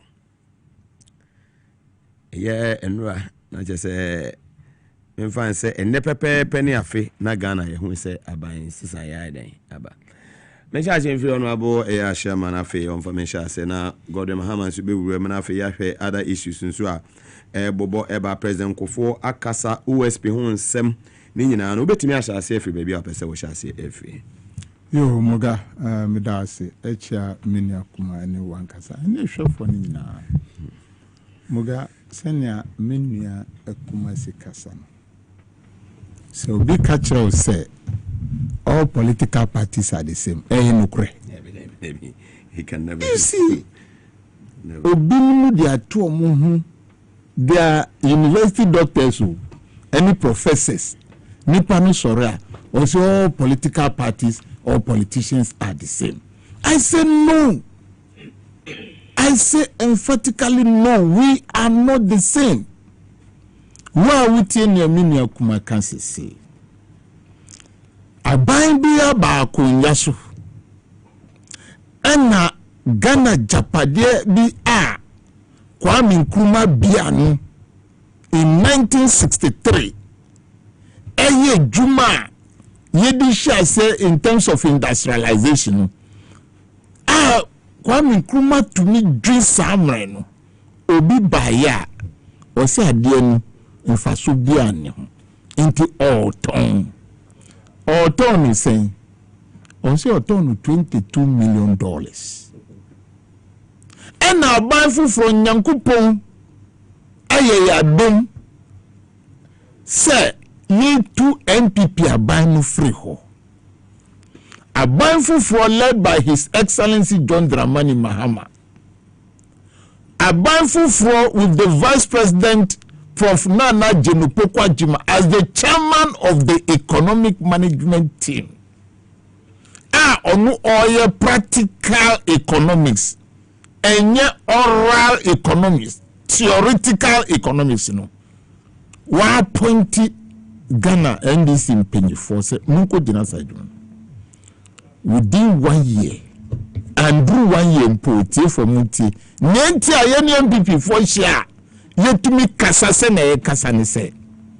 Ye yantonto. Ye si edibe ye juma. Ye bema Ghana fo ye juma. Ghana fo mbrantia ni maba wa ye juma. Omusi nde ukoto a abayiwa afru de lada sa ewo soro ekitanda de ewe de nyama se ne juma no bekoso amananya ketua within 10 months yenya mfaso me bo profit abebisa se profit mfaso yenya $21 million. Now MPP for tonto $22 million. How can you tell me these two political parties are the same? Now let us come in NDC ni whether you are an appointee or not, today as we sit down here, MPP for to we share your to akatre say 11 ni Ghana economy be good. Ghana economy ni nyina be good 11. Ubi some bibi amusi ube no nsokra ansa na MPP abambe ma unsha no o si gitum say 11 ene be bo ama wanu nsuo e wo kroma uti pai wa musi 11 uyam ye wa musi 11 woni su bru wa musi 11 in there atufosi led by His Excellency John Dramani Mahama atufosi ayi 11 afreho Ghana aguana economy no it is saying this is what we are talking about just 1 year on. Just 1 year on, yesterday was 7th December 2025. The year 11 what has happened to Ghana's economy? The economy has bounced back. When I am from the practical economics, I just said, who are the people are we taking the taxes from? What is their disposable income? Now, so we say, Nyentia Crawford to me, Gariko Titani say, ofa amusi si adini fishanu ofa amusi police for fishanu ofa amusi de yoko for one na for musa special prosecutor one na for musa so the GRA the taxes here and there nipa no dwuma oye kra no entumpon so it is better you reduce or cut off some of the taxes and allow the people's business to grow before you come up with taxes. That is what Atufosi has done. How can you tell me today say MPP and NDC are the same? We are not the same. Now this is a government yes in His Excellency John Dramani Mahama Omama Yaswati said within 2 hours there will be doom so in Ghana because Nanado and Crawford and Tuho aband trimodinfo Nanado aband trimodinfo nkwa na ye mumma omu njin Ghana fo ho omu njin nipa ho mo ko no nhihye ebe na maye e bi ato ho momo ba in 2017 na American gina ho na turbo gas gina ho amudia ahwa mu ho manto bianka ho I remember the former MP for Hokwe, Honorable Peter Anom, you design what TV to say. Inti power don't want send a mudia account getting to the end of the first day. Or see and fashion account. But before to me, Gina Kruma, you did this to say Trina Yabo. Your friend Gumbe Trina, to say Trina Yabo, and Guyasum, and I say, Yama can you imagine? Can you know? And Gina no coronet saying. But today, by the grace of God, His Excellency, the Vice, the Chief of Staff, and members, the person they have appointed, to me turn things around. No, mukra electric cables, pylons, kasia, urban. Omudi begu kroma, oma kranu sama na bruso. Sebi kafra asa kronfa ye omo fia musono ye ya bodanfo. Oma kra cables no do begu ho. Afa no musa sha se eton. Uti sa mo auction no musa to cables mu e dia mind dia for ni China for omu nani no mu nani here omu agisika na shomboto mu no musa dia ko China. That was the government under which we were. A very bad government. Anuna nanado edi enim abibia ye niema say ya na say. So how can you tell me today? Today, and this has made difference in the energy sector. Now, under that government, and then the whole president of the country, Etumika say, Washen Yankupo, everybody Yankupo. Nanado say Washen Yankupo, and Yami Crom Comfort, and a Washen Bo, Yankupo, Wabo, a Srona assassin, Washenubo, a dear Bonanado Shen. Nana do shen boss of this house down. Ghana for Muntio. Nana do shen Yankupo boss obesi sorry down amano. Na sa sorry down cranu, omu di catch Ghana for say, omu fa Ghana ska. You see you yati. Nana do to miss Kama so from penny for bishop need archbishop, omu shekot, a kete mu jinewem in 15 year omu say omu catch sword. Aso for instance, Munim say Nanado Dadomu. Professor Martin Munina Nimusa, and now Yebesi, and Koshasian, Nanado Afagana Sika, $97 million. Minya, this is in billions of Ghana cedis in there. Our contractors, Sika di Chakwanu, Sikani ho. Nanado and Tunia si Asoridan, Amanyan Coupon. And the appointees soon they be a mujinasu mighty the names of Kusi Boatini when Munina Ekika. No Muka or Yabesi sorry that Ghana phone catch and say Mamusa sorry down. Nanado Abayo Otisu or the chairman of economic management team Eya Baumia Etumi Tenasi and I for aeroplane call Israel Akoto War.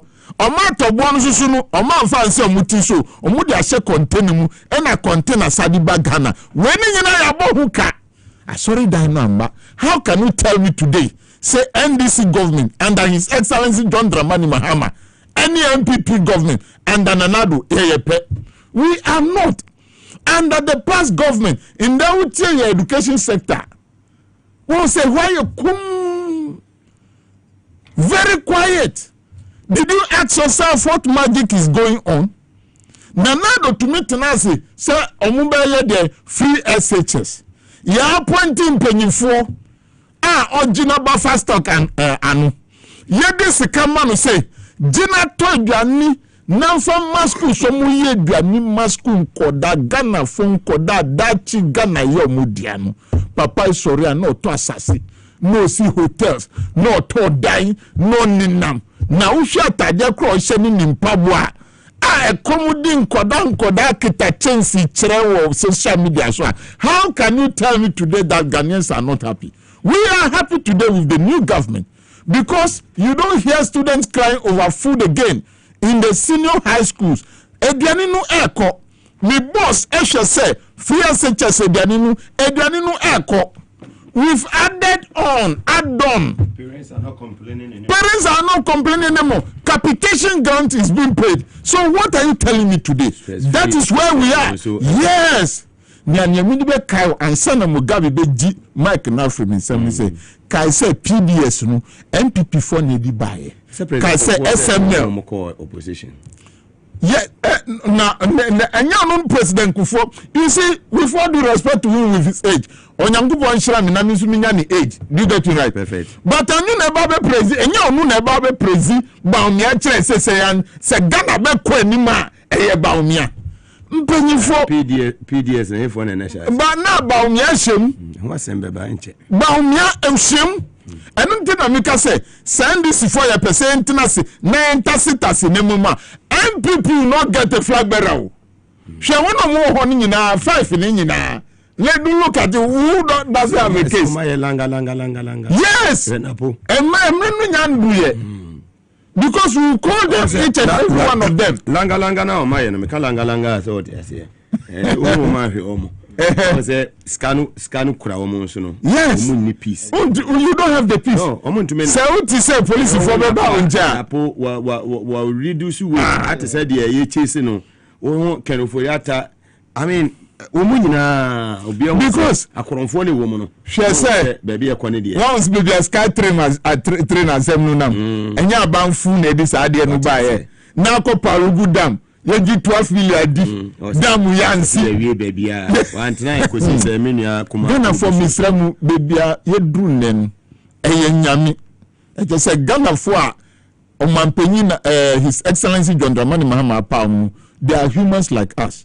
But let us continue to pray for all of them. Pray for the president. Pray for everybody because Nyayedibeko campaign in the year 2028 a good governance. We want Ghanaians to feel say Yenaraya Sasini, that is Ghana, and we belong to Ghana, and let us enjoy the fruit of this land called Ghana. Intimubo Mpaima appointees Ninina, including myself. Say Mayema. Say yankasa pesemin kuminya so my endi enim but Ghana ni Ghana for omudadwi endi enim na yembuom na Ghana ene krabehwe manyina. Very well, that's Honorable Ashema live on TVSYZ and also on Power 97.9 FM. Mame kokko de Mahama so ne enti ono so ne de na unwe say na MB before war asembi anu makana Mahama no obeye dan.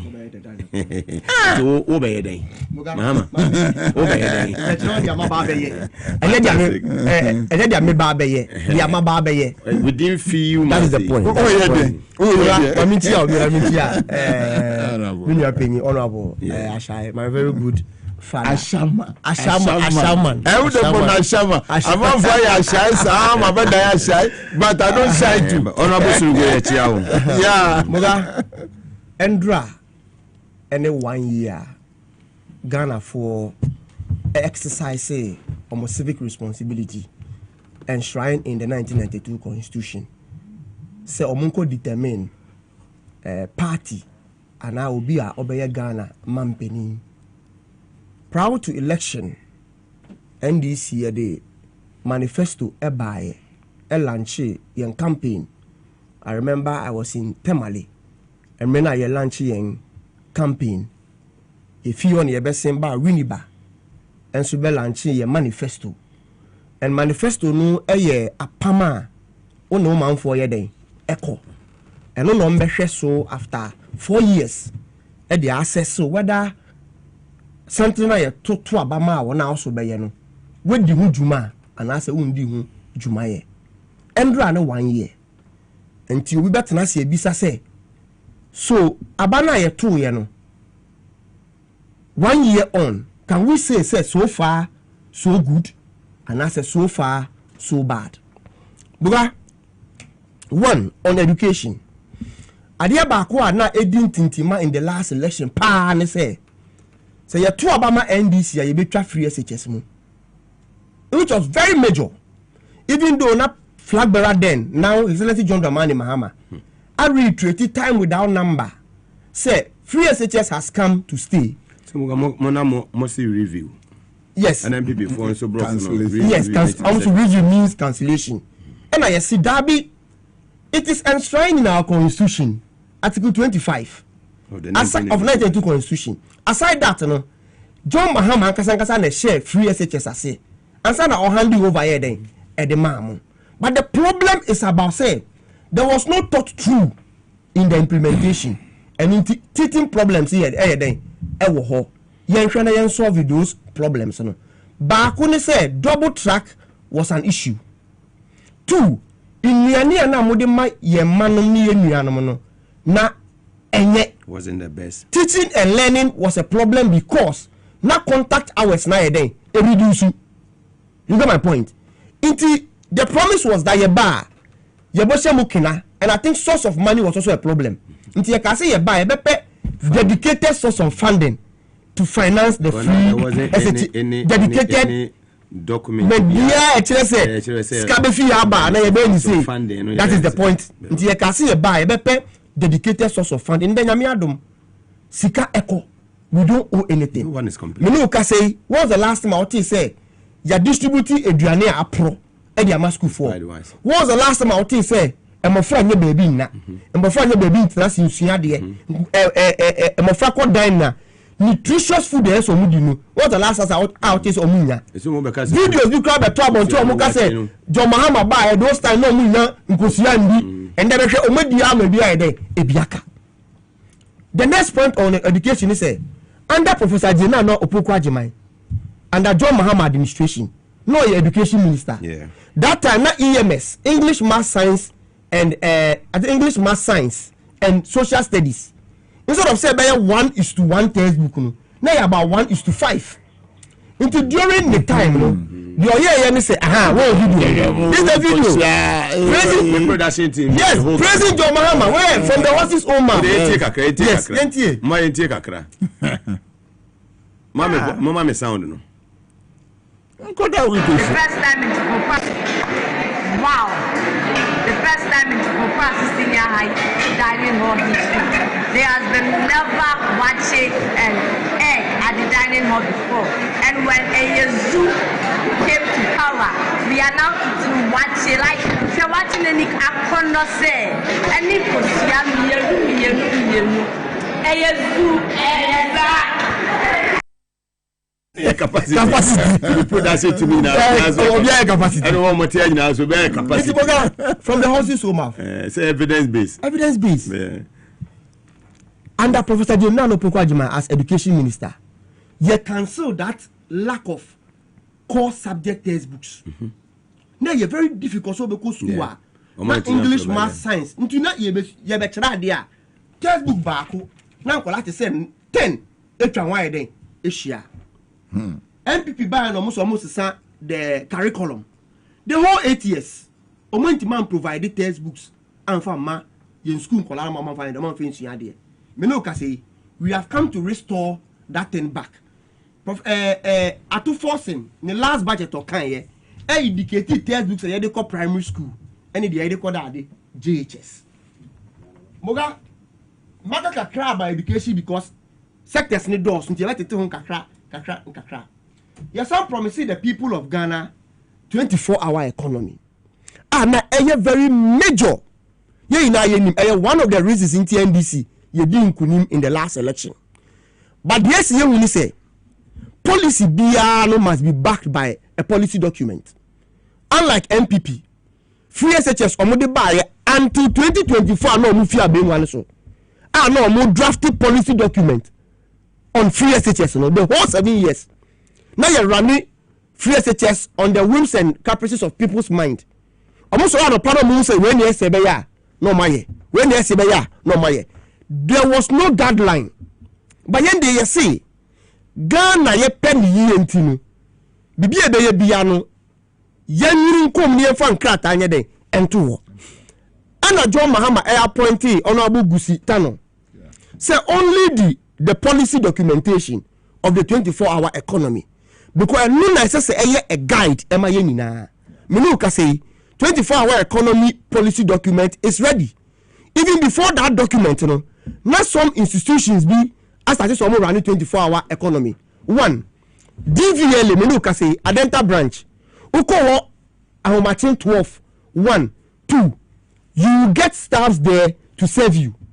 Minuka say DVLA I issue statement say from next year all regional offices 16 regional offices of DVLA ever run 24-hour economy. no ka say port and harbors enso alanti 24-hour economy a omo say at the port and harbor 24-hour economy na yede ekoso me no ka say ADB enso alanti 24-hour economy particularly ewo port and harbors which is Gapoa because you see when you do piloting eboa ma utimi enrolli policy no small inti ADB has started the same 24-hour economy ewo port and harbor oko onum irrespective of the time they will serve you there. Yes, ewo ADB ato support honorable ato support. Yes inti ADB ewo Gapoa me no ka say they run 24-hour economy. Me no ka say Ghana Publishing Company opposite Accra Poly now Accra Technical University almost running 24-hour economy. Passport office DVLA and Logas almost now running 24-hour economy.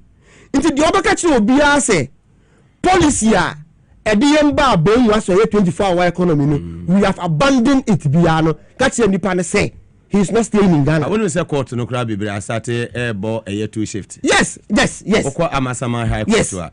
Judge Banopa. Yes. So gradually you be enrolling. Yes, say o fiti preko policy a. Moja na ede. Ye yentu mampemika. Emma bank no so ba. Enutina Honorable Gusutano was tasked to give us the policy document which will become a guide into every step biano who be a book you are ubon be ese ukọ and at the end was away Gusitano. That's the point. So on the 24-hour economy we are on point. Yes, I'm promising national apprenticeship program, and that national apprenticeship program we have enrolled it. Yalanchi Ghana Megunu and Mani Merima are going for training. Minoka say the coders program 1 million coders program under the Ministry of Communication through Ghana Digital Center. They are Honorable Jifa Gulu Edano. Also started that program. No? George Ministry. That is the point because me kai omu be a portal. Am I you interested? Biano ube go on to the portal. Now why they want to apply? Me look as a first batch. Will training. Yes, some promising free first year tertiary education. Who call tertiary education? Stress free no. Yeah, tertiary education means poly, which is now technical university, traditional university, training college, nursing colleges. Who call first year biano abain ebefa u fees ni ubi bia. Me look say we have paid more than 150,000 a school for Mura first year tertiary education. Me also can say yes, some promises say nkofo enyo omo fom so na enyo omo pe nanso ye wo won na omo edidem ye say ejuma ye sometimes ye omo din bebre na so wo pepa so be de on be ko school ba ye na sikasema be de abaye problem aban se dabi emre du se ye timi e finance musuku fisa wo be sha ase nkoti se obe de wo be wie ene ye free tertiary education for peoples with disability. Me look say and also Yalanchi Mugabe Maase the People with Disability Association issue statement and now applauding the president and the government of the NDC say nani na no ma da adwene ho ache ene sa ben bi beba oba be so ma sene aboa won ama musuku osema eden omo ho ahenhan won. Lo and behold His Excellency John Dramani Mahama etimi I implemented that policy no ama ne amene okase obi bia wedi dem oko tertiary education bia no fees wo be sha ase ko si se obewie no aban se untu asempoa untu adama. Mugabe another issue so ye promise here issue of galamsey obi ka sa den tin person make galamsey asem ko ye bebre say aban no efeli in the fight against galamsey. It is not true. Mugabe ye beto a kanka mining sector. You can say kanka, kranko. And to fight a kanka, it doesn't take a day. Me say that is true challenge. Emma, this journalist, do you follow mining issue? Erastus say he should bring us a data of a Nema NDCIA villages and forestry river bodies are yaivedi within this 9 months or 10 months. So they compare 8 years of Nana Addo Dankwa Akufo-Addo's act of fighting Galamsey, our 10 months is far better than what they did. I'm telling you this, far better, because villages are not existing under the previous administration. Those villages were established purposely. So Omgakoye Galamsey, ye baye, ye tu bebreyase, and the MPP Mugabe now cra excavator bagana ha before obe cra no unya pra approval. O cra so ba you are not registered. O cra ba ye ntrake. Unti na niema ye di excavators ni ye no. Nobody has knowledge about it. And let me know kasi DVL logas before ube cra ba no unya pra approval from DVL. Ministry of Transport. Fantastic. Ministry of Lands and Natural Resources. I think about 4 ministries. Unya and krata mu emma usa to mi krata ane se ubetimi akra excavator ede aba. Mugabe udi ba ensu wow. Ubekom ama DVLA and register na ye de wu enkrata na ato machine mu ama excavator ne number uria Minerals Commission and so be track you. Ya the tracker be bo o excavator no. Na ya geofence o excavator. Geofencing means o be kire yen dia o de excavator no be den e ba be ye. So o ka kire yen say o de e ka akoye akwan ye for the say efi hanom aba hanom a. Ya be measure that area na o de excavator e ka koye adwuma no. Na ya dia hye machine mu na ya track you. It is a year share Juma we na yenim say within the jurisdictional class of the excavator e koye adwuma no e ho na we den we adwuma who go beyond that geofenced area na e be blow alarm e wo Minerals Commission omo control room amo who say what go beyond the bi awkas of the koye den we di koye adwuma no and I said the awkas of the koye adwuma no enye no na we di koye den e ka koye then quickly you are sending officials to come and seize that excavator. When the system is working, when the advancement are because gone were the days now for crack thousands of excavators bar you need them baby party yeska inti eba Galamsey Mugabe so far so Ghana you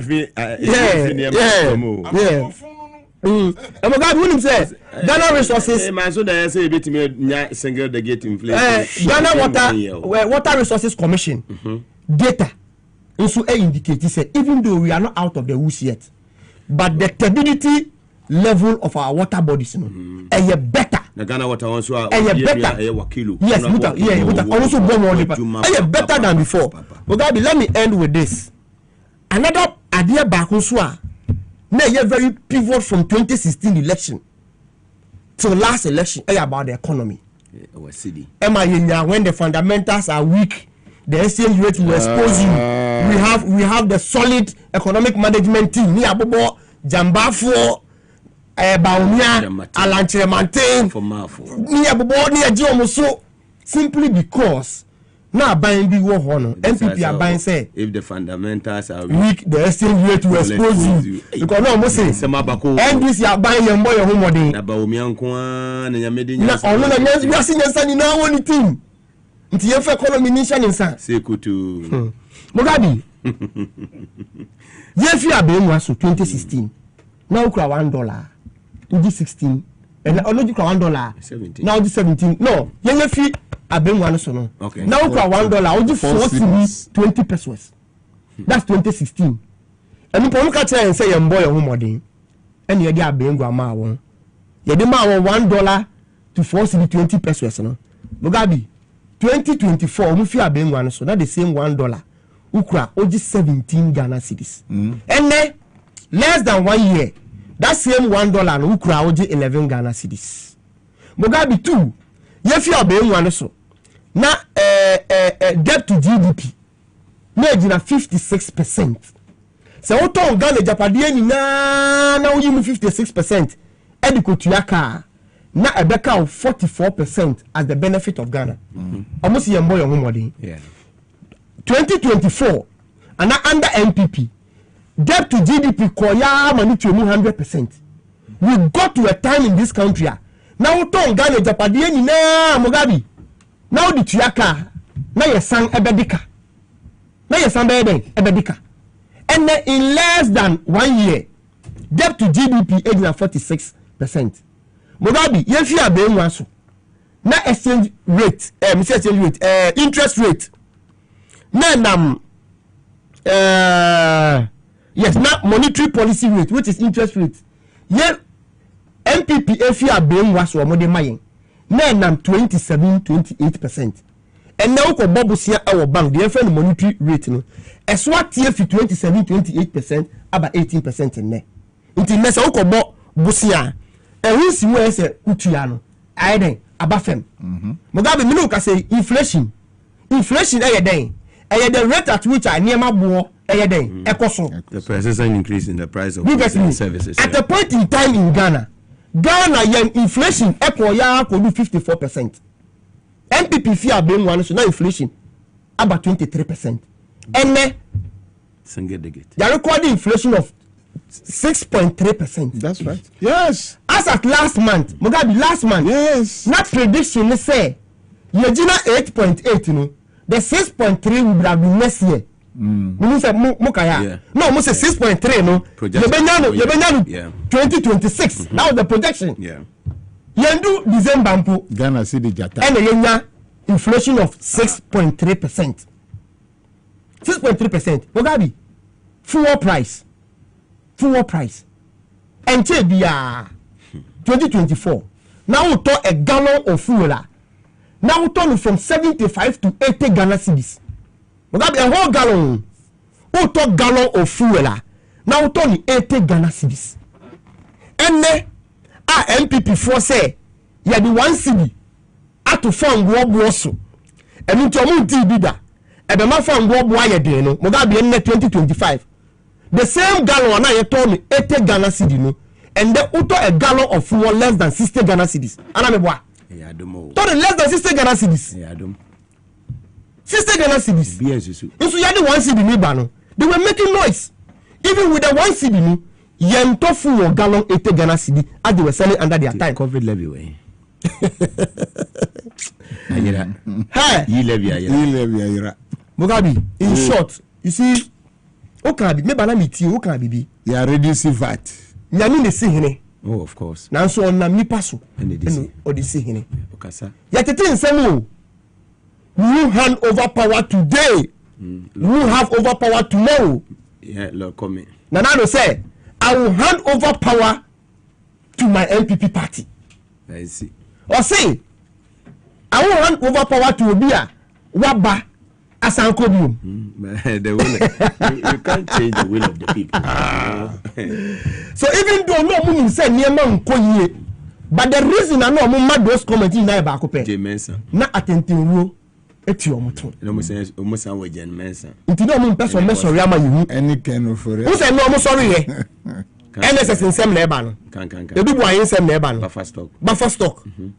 PDS. So Mugabe, 1 year of election. We're now 1 year of handing over. Right. 1 year of election. So far, so good. But I say, Gordon Mahama live on TVSYZ and also on Power 97.9 FM. Ministries I would do na baby obi rebia obi etia eye police quarters maybe atumuku ha ya obia ehwe jumedi na sadaka se nkoma Mugabe Maase clinic and eba center no so ye wose bra na beje ayaresa wakwa kofa eye live kit capsules e dia ba se wunye bi na won ma se wo ye obo wo ye be mu eboa yie papa support eye wo liver function no e ma brebo no eye adwuma kama e ma dipadua ne gina ne na so eye brane na anya emma aba enom eboa siesie nipadua ne ye papa ma agya wiyam da ho kama ema won say yes body no shake your body niama ekoyie papa edema nipadua no nti kudwa so ye pharmacy shop eba so bia be wrambia no kobisa ye live kit capsules no bi na entumi emwa sede be ya niama bitimi akoyie ne nipadua no etumi aboa improve digestion na san keep body no that always be now look fresh. That just say one say yes, we are capacity and baba. Man for say that be Mugabe baby face. Menya baby face is oh menya bofrasa. But I hear if you actually so who so she ya we need check but pray what me che onye bofrasa so go say wanya bofrasa so we need twa mo 40 ne dia na just one kan mofra no ho bie mu.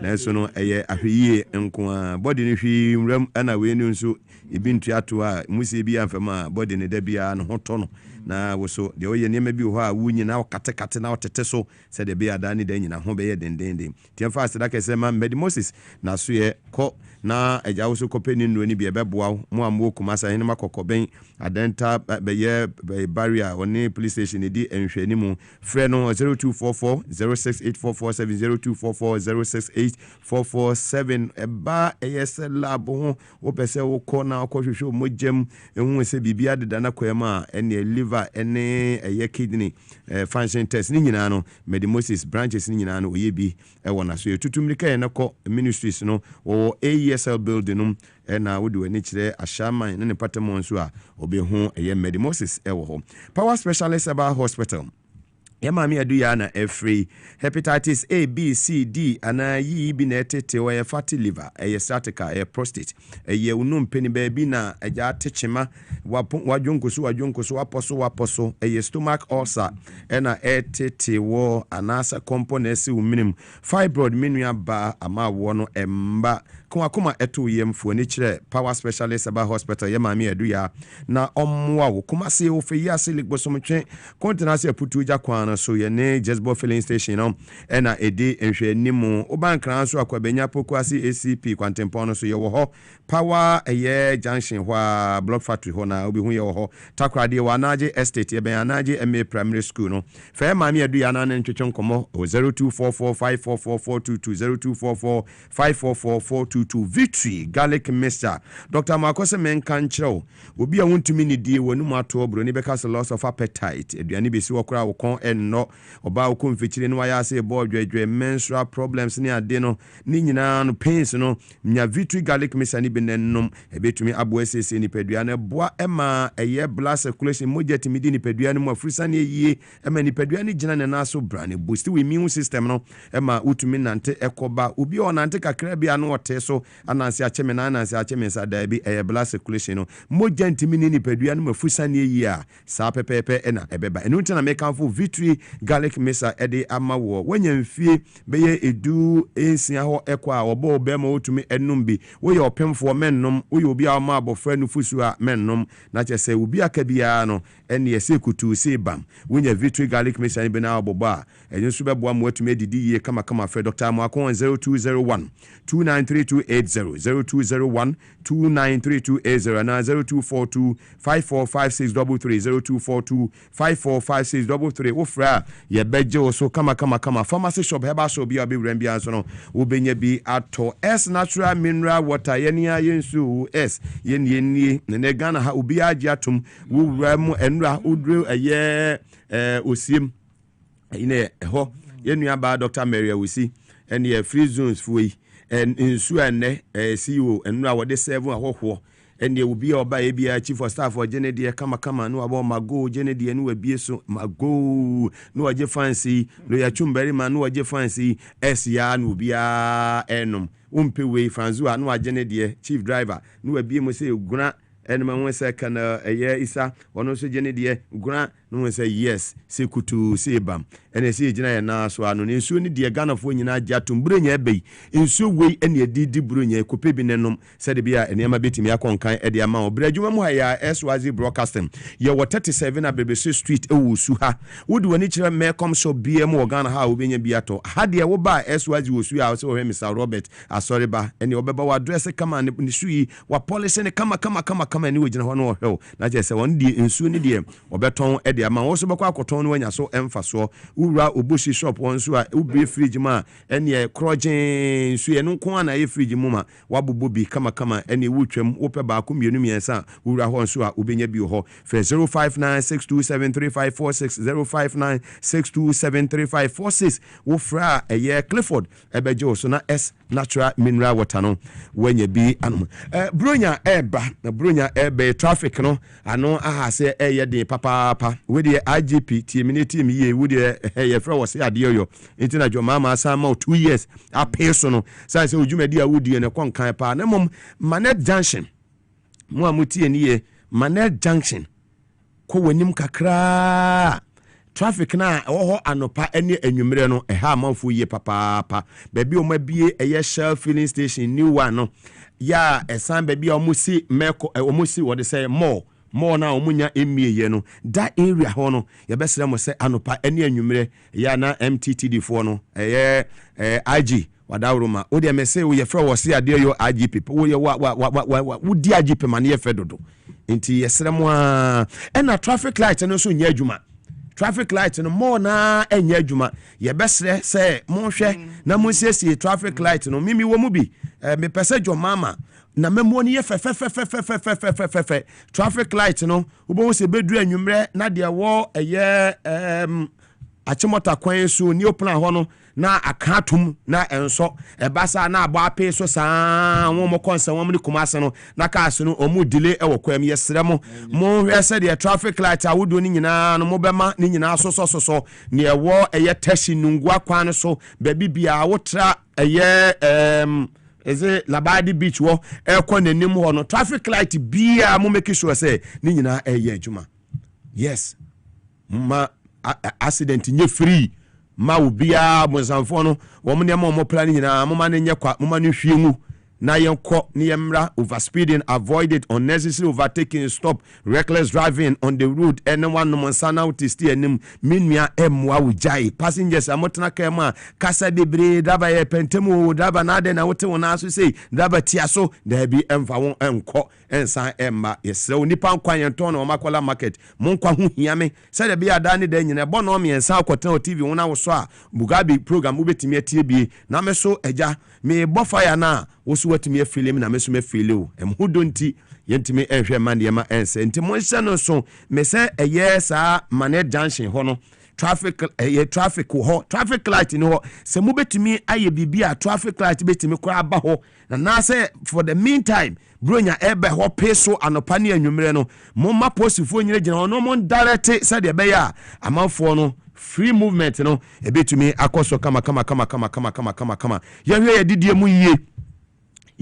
didie mu yie spices ne too much da bia say spices fufuru we aba me de mi modin yakakaduro ene yen eye garlic ne jene no yenni ni yie nkwansusu ano yenni ni yie na ne enduro ne eye spices no aye too much yare bebre amafo nyina no ni nyina eka ho yen limit no na natural one no yenye dan ye ma no ehia yen se de be ya dani dan nyina no yebetumi akọ aba na reduce pressure so ewo system no Safari Valley Eco Resort make afo ho e de ama in the eastern region okre constituency na ajabronya ebe efe se ajawoni abusuan ne adofo no makwa Safari Valley Eco Resort de mani je hu ye pa no ewo wildlife experience no with the mofra du ho a ene zebra yi omokọ no moba antelope see ostrich mofra no du ho a some of them for UK now by Germany, France, Belgium, Scandinavian countries, baby Texas, Sweden, Norway, and Denmark, and Amama would Finland, Amama would waka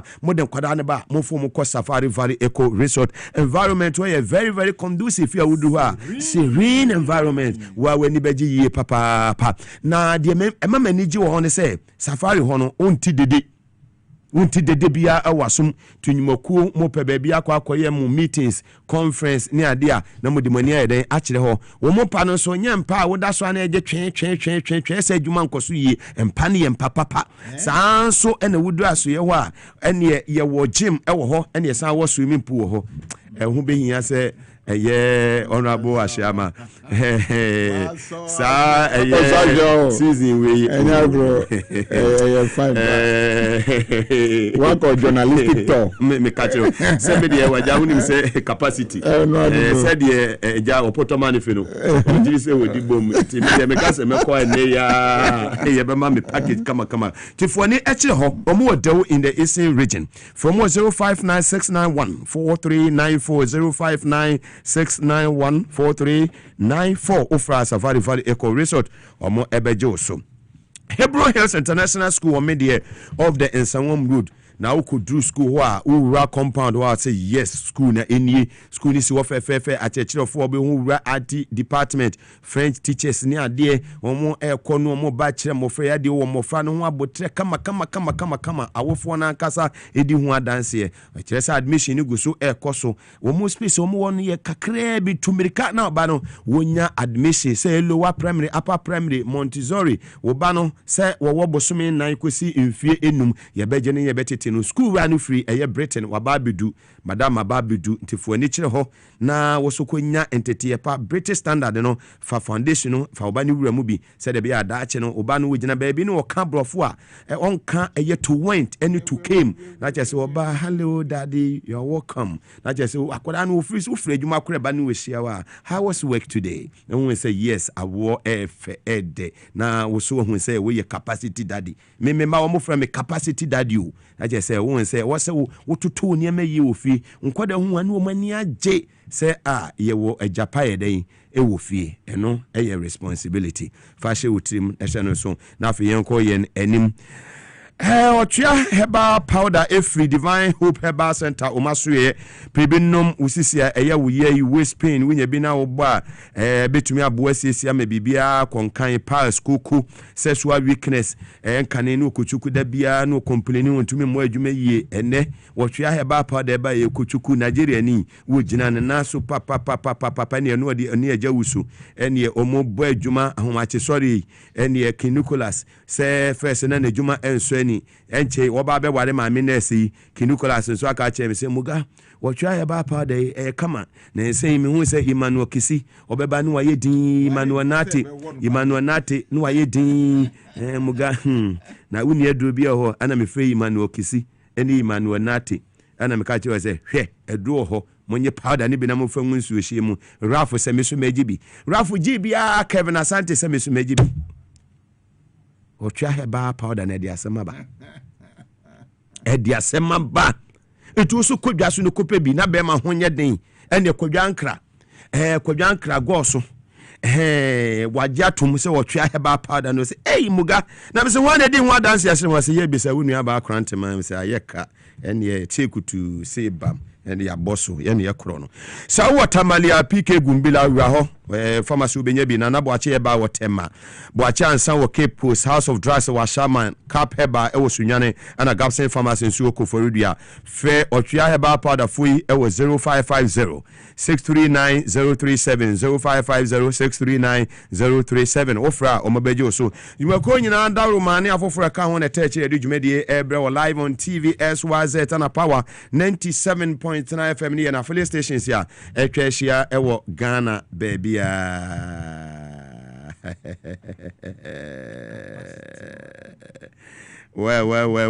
yanko yen man very well ya to aso wo hen OSB ana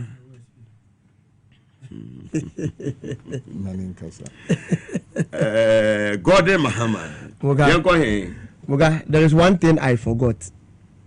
Almost 1 year. Yeah. Corruption-free government. All that point is almost 1 year in John Dramani Mahame's administration. Corruption-free. Now, even in the security services. Yeah. Nka wate say recruitment ya sha si ya man for sika any idea oba also oba no qualify corruption free na me ba muga percent can be and coming home and saying 50,000 ever say be a me for me banner, Mrs. Obano qualify. I buy way nya buy you discriminated. No, you need this, you need people. The answer we are going, we are qualified. Yeah, better form. When you say 2017, I think after 7-8 months, and Ken Bond corruption issue okay. Yeah, it was in their first year, 2017. 2017, yes. That's Templeton. Yeah, Templeton. Yeah, Bond. Meda Mugabe Maase on the discipline. 2.25 billion. Discipline or the governance of this country. You dare not. And Mugabe, another thing is very significant. The reduction of appointees. At a point in time in this country, we had 125 ministers. 126 ministers. You can't catch them and say, the end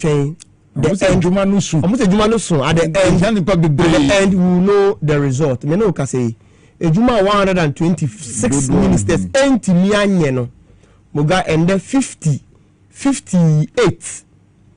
Today we have 58 ministers, even though we promised 60. The Ejuma 126 enti mianye and 56 ministers, 58 ministers are those executing it, and they have executed it perfectly so far. Perfectly so far. Muga as for achievement within this 1 year. Met me abobo but yanko yen on OSP oni meba Muga one who apenyo marking ni full be weekend we o sharing crew for crime say obeya momanya slot ako police ni so it came like a month or two ago. That's right. No NDC person should accuse that person. Yeah, say this is what we call democracy. Working again. And when people for no more sorry, no more to slot no 30,000. Say now we can 50 and nothing will be about on chain. This was what we were doing. Why do you take money? Why? We are Ghanaians. And some of them say you're recruiting Nipa and Dananado or Ghana any pass out today. And don't be pass out. And I want say enlistment. Bian information bian to baby. No money nam no mu ton madam your mu contractors. Protocol contractors, slot selling contractors. Sa intervention marking. Me that was it. They are Ghanaians. They should go by you as a leader. Went to me and Kasasa until one mayatna mamu fuansi, and that is what is not good. So let's go to the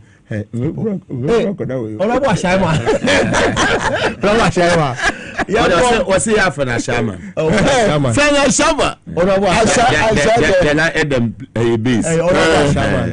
No, Flavian Shas and for 8 years, Ghana Mebunu ante any vacancy announcement. Any of the security agencies. And then my be for the first time.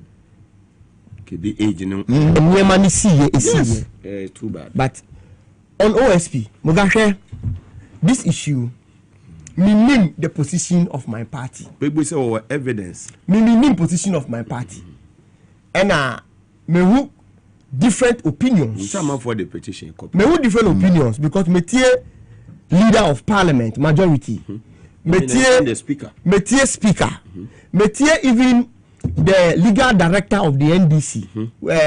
Honorable Eduji Tamakolo, who is also saying that OSP office has come to stay. We have to strengthen it. We are not talking about the office, the person. So the Americans obiani opinion, but me Muga. So me kai me na yabeti. Yes, me kai me yabeti OSP office. Not the position some of us held was that.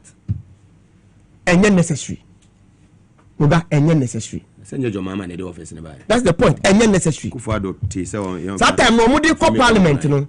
Hansard today will bear us witness the position of the NDC then. Say, see a person you come etiaketa to share prayer during me kankaya. We don't necessarily need an OSP's office. Yen strengthen the Attorney General's office.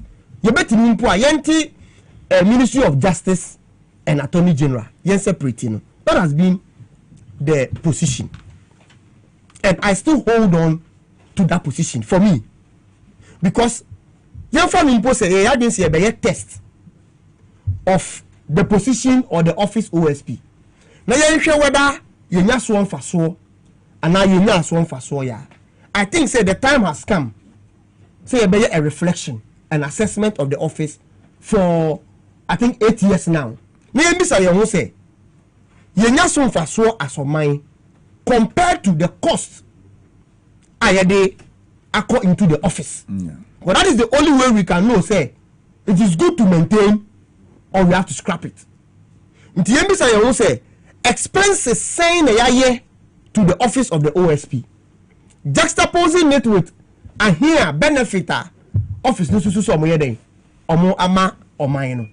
Then we know, but from where I stand, I think say the OSP's office is high time we scrap it. For me, it's high time we scrap it. It has no value because yenya so emphasis bi aye.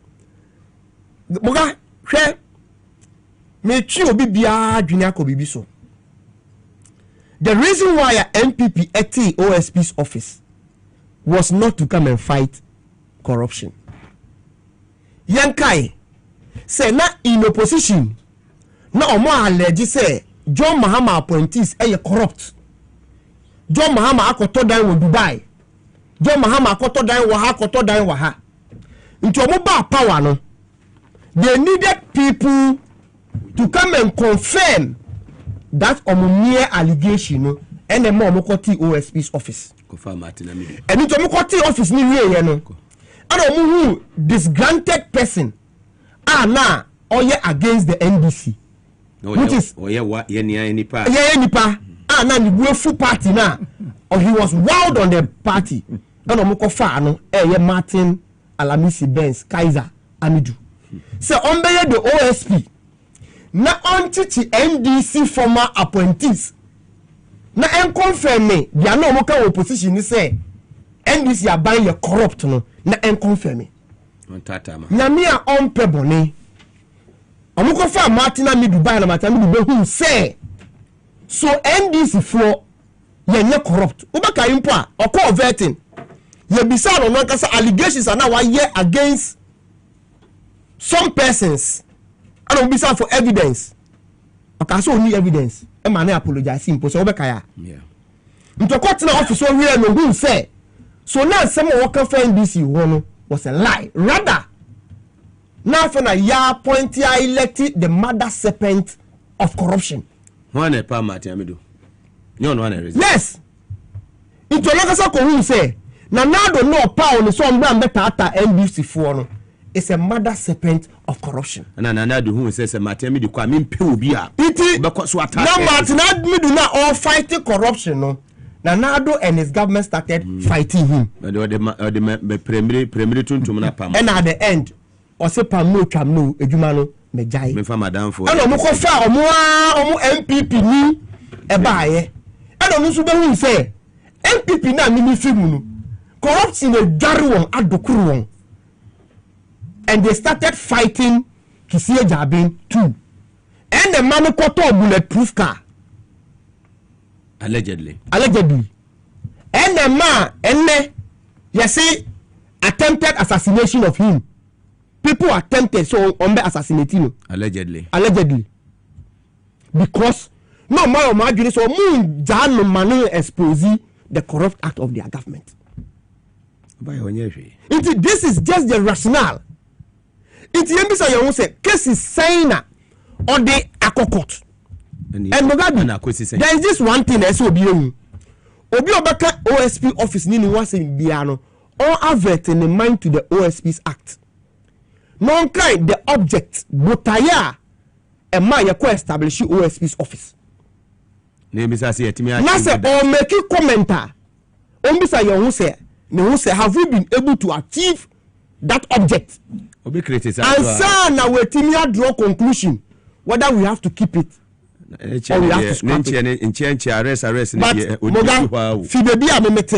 from where I sit, I think the object for establishing the OSP's office has not been able to be achieved. And I think, say, we have to rather strengthen the Attorney General's office. For me, Then scrappy fees office because it has been a waste of tax. Yeah, so far so be I. Very well, I say. Said the beer conversation in Bay Deno. Now, man, for no motia and so no be enjoy the show. No, yeah, your course of Parliament, Kaka. Now, yeah, reflecting on that. Has abused his powers in this matter, and I will not hesitate.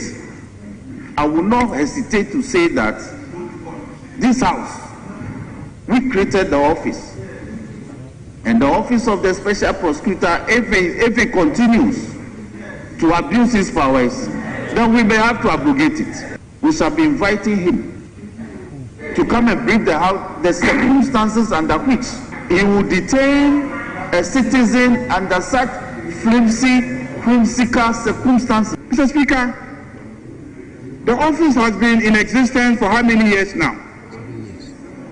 Close to 8 years. Tell me what is really the achievement of that office. I believe that it is high time that this Parliament reconsiders its decision to approve the establishment of the Office of Special Prosecutor. I think that we should abolish it. Unfortunately, Mr. Speaker, like we say in Twi, etia unyankuhua, etia biam, etia uhunudia, etia nipem. To wit, Mr. Speaker, when it happens to somebody and he's complaining about it, you see absolutely nothing wrong with it. When it happens to you, now you complain. So, Mr. Speaker, if he wants to invite the special prosecutor to come and answer why his friend, and today he's complaining because it is his friend, but perhaps our advice would be that all the other investigative bodies that are being weaponized, which have been complained about, which they turn a blind eye and a blind ear to, maybe, Chief Whip, you should add it. And if you recall, during the deliberation on the OSP, a number of us stated on the floor of this house that there's no constitutional basis. We cannot continue to allocate that huge sums to the same office when we are not getting the results. I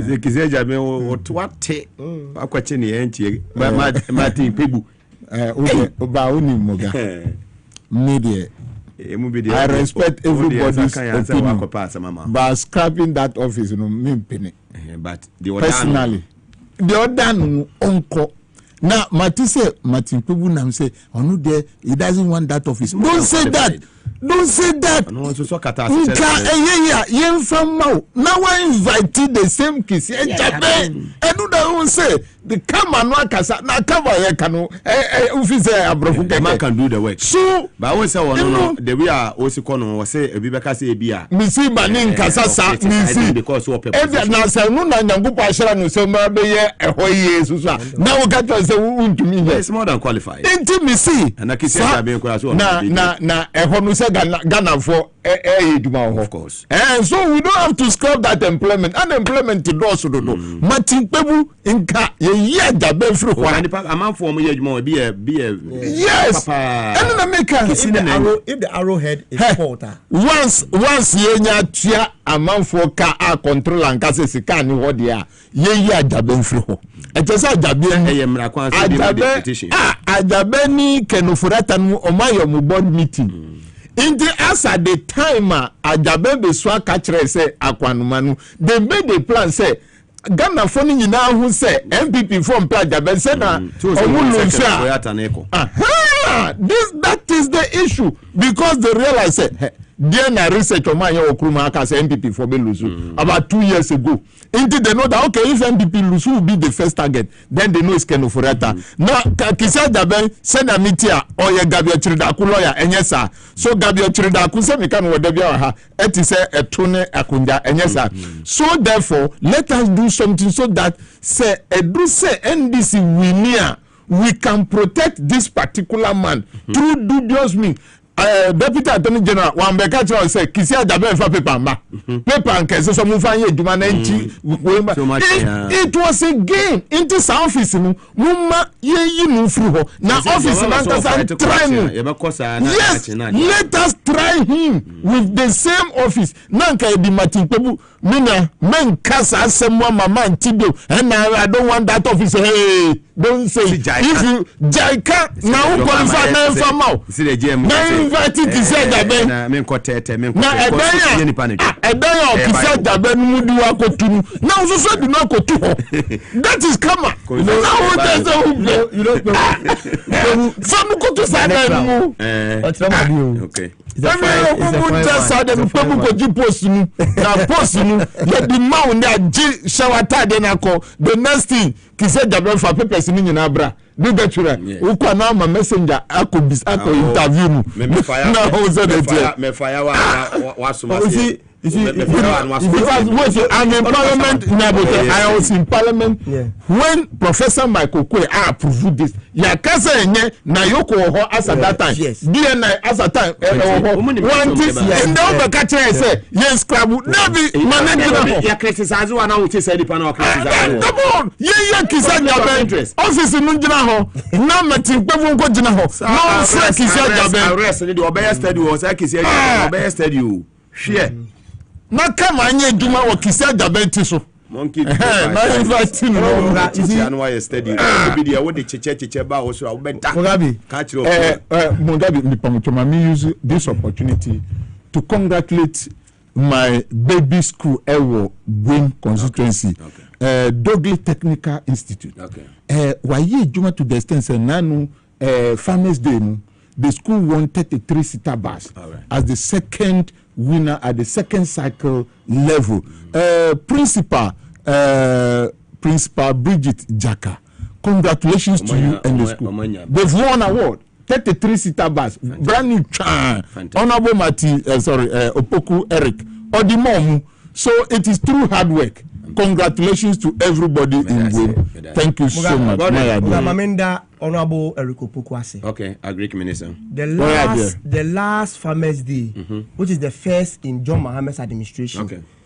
I introduced some categories for award. Said the Yebe in the Feed Ghana project agenda. Previously, no, not those categories, no, award scheme. This year, I want to introduce institutional farming award, religious farming award, prison service farming award, a university farming award, secondary school farming award, JHS and primary. It is that also the Feed Ghana beba. I encourage institutions, schools, I will go into farming. This is a way to encourage them. Last year, the Orini Disability National Disability Farming Award. I guess on money 200,000 Ghana cedi. Unifecto now onyae. The Orini National Best Farmer. I saw man 1 million Ghana cedi. Unifecto omama no. The Orini Best Female Farmer. Omama no. The Orini Best Livestock Farmer. I saw man 200,000 Ghana cedi. Unifecto omama no. They only came to use that over the saying dummy check. Also a big check, no. And I'm going to some of the amount, but they never got me. Look, I say this year, Obi Onya award, BR receive the physical cash. Yeah, was the man. And sana yeman dummy check, no. Very well. Honorable Poku, Namishra, so the integrity about Ministry of Agriculture.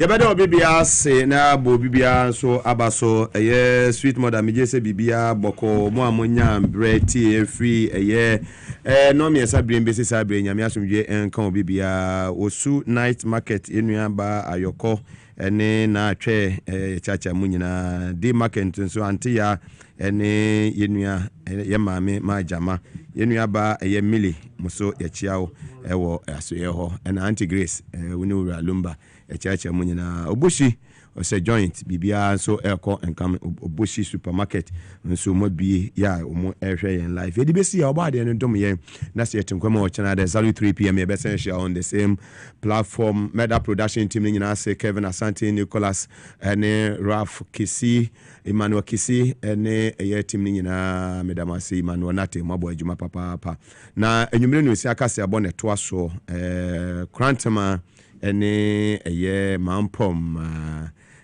ɛna de ɛbɛ onyame ya adoma next week mo bɛti enua ba daache hima so nka ɔbɛba nti daache baabi a wɔhyɛ bia ɛnɛ yɛ ma wɔhyɛ den mamu nyinaa mo ɛne tie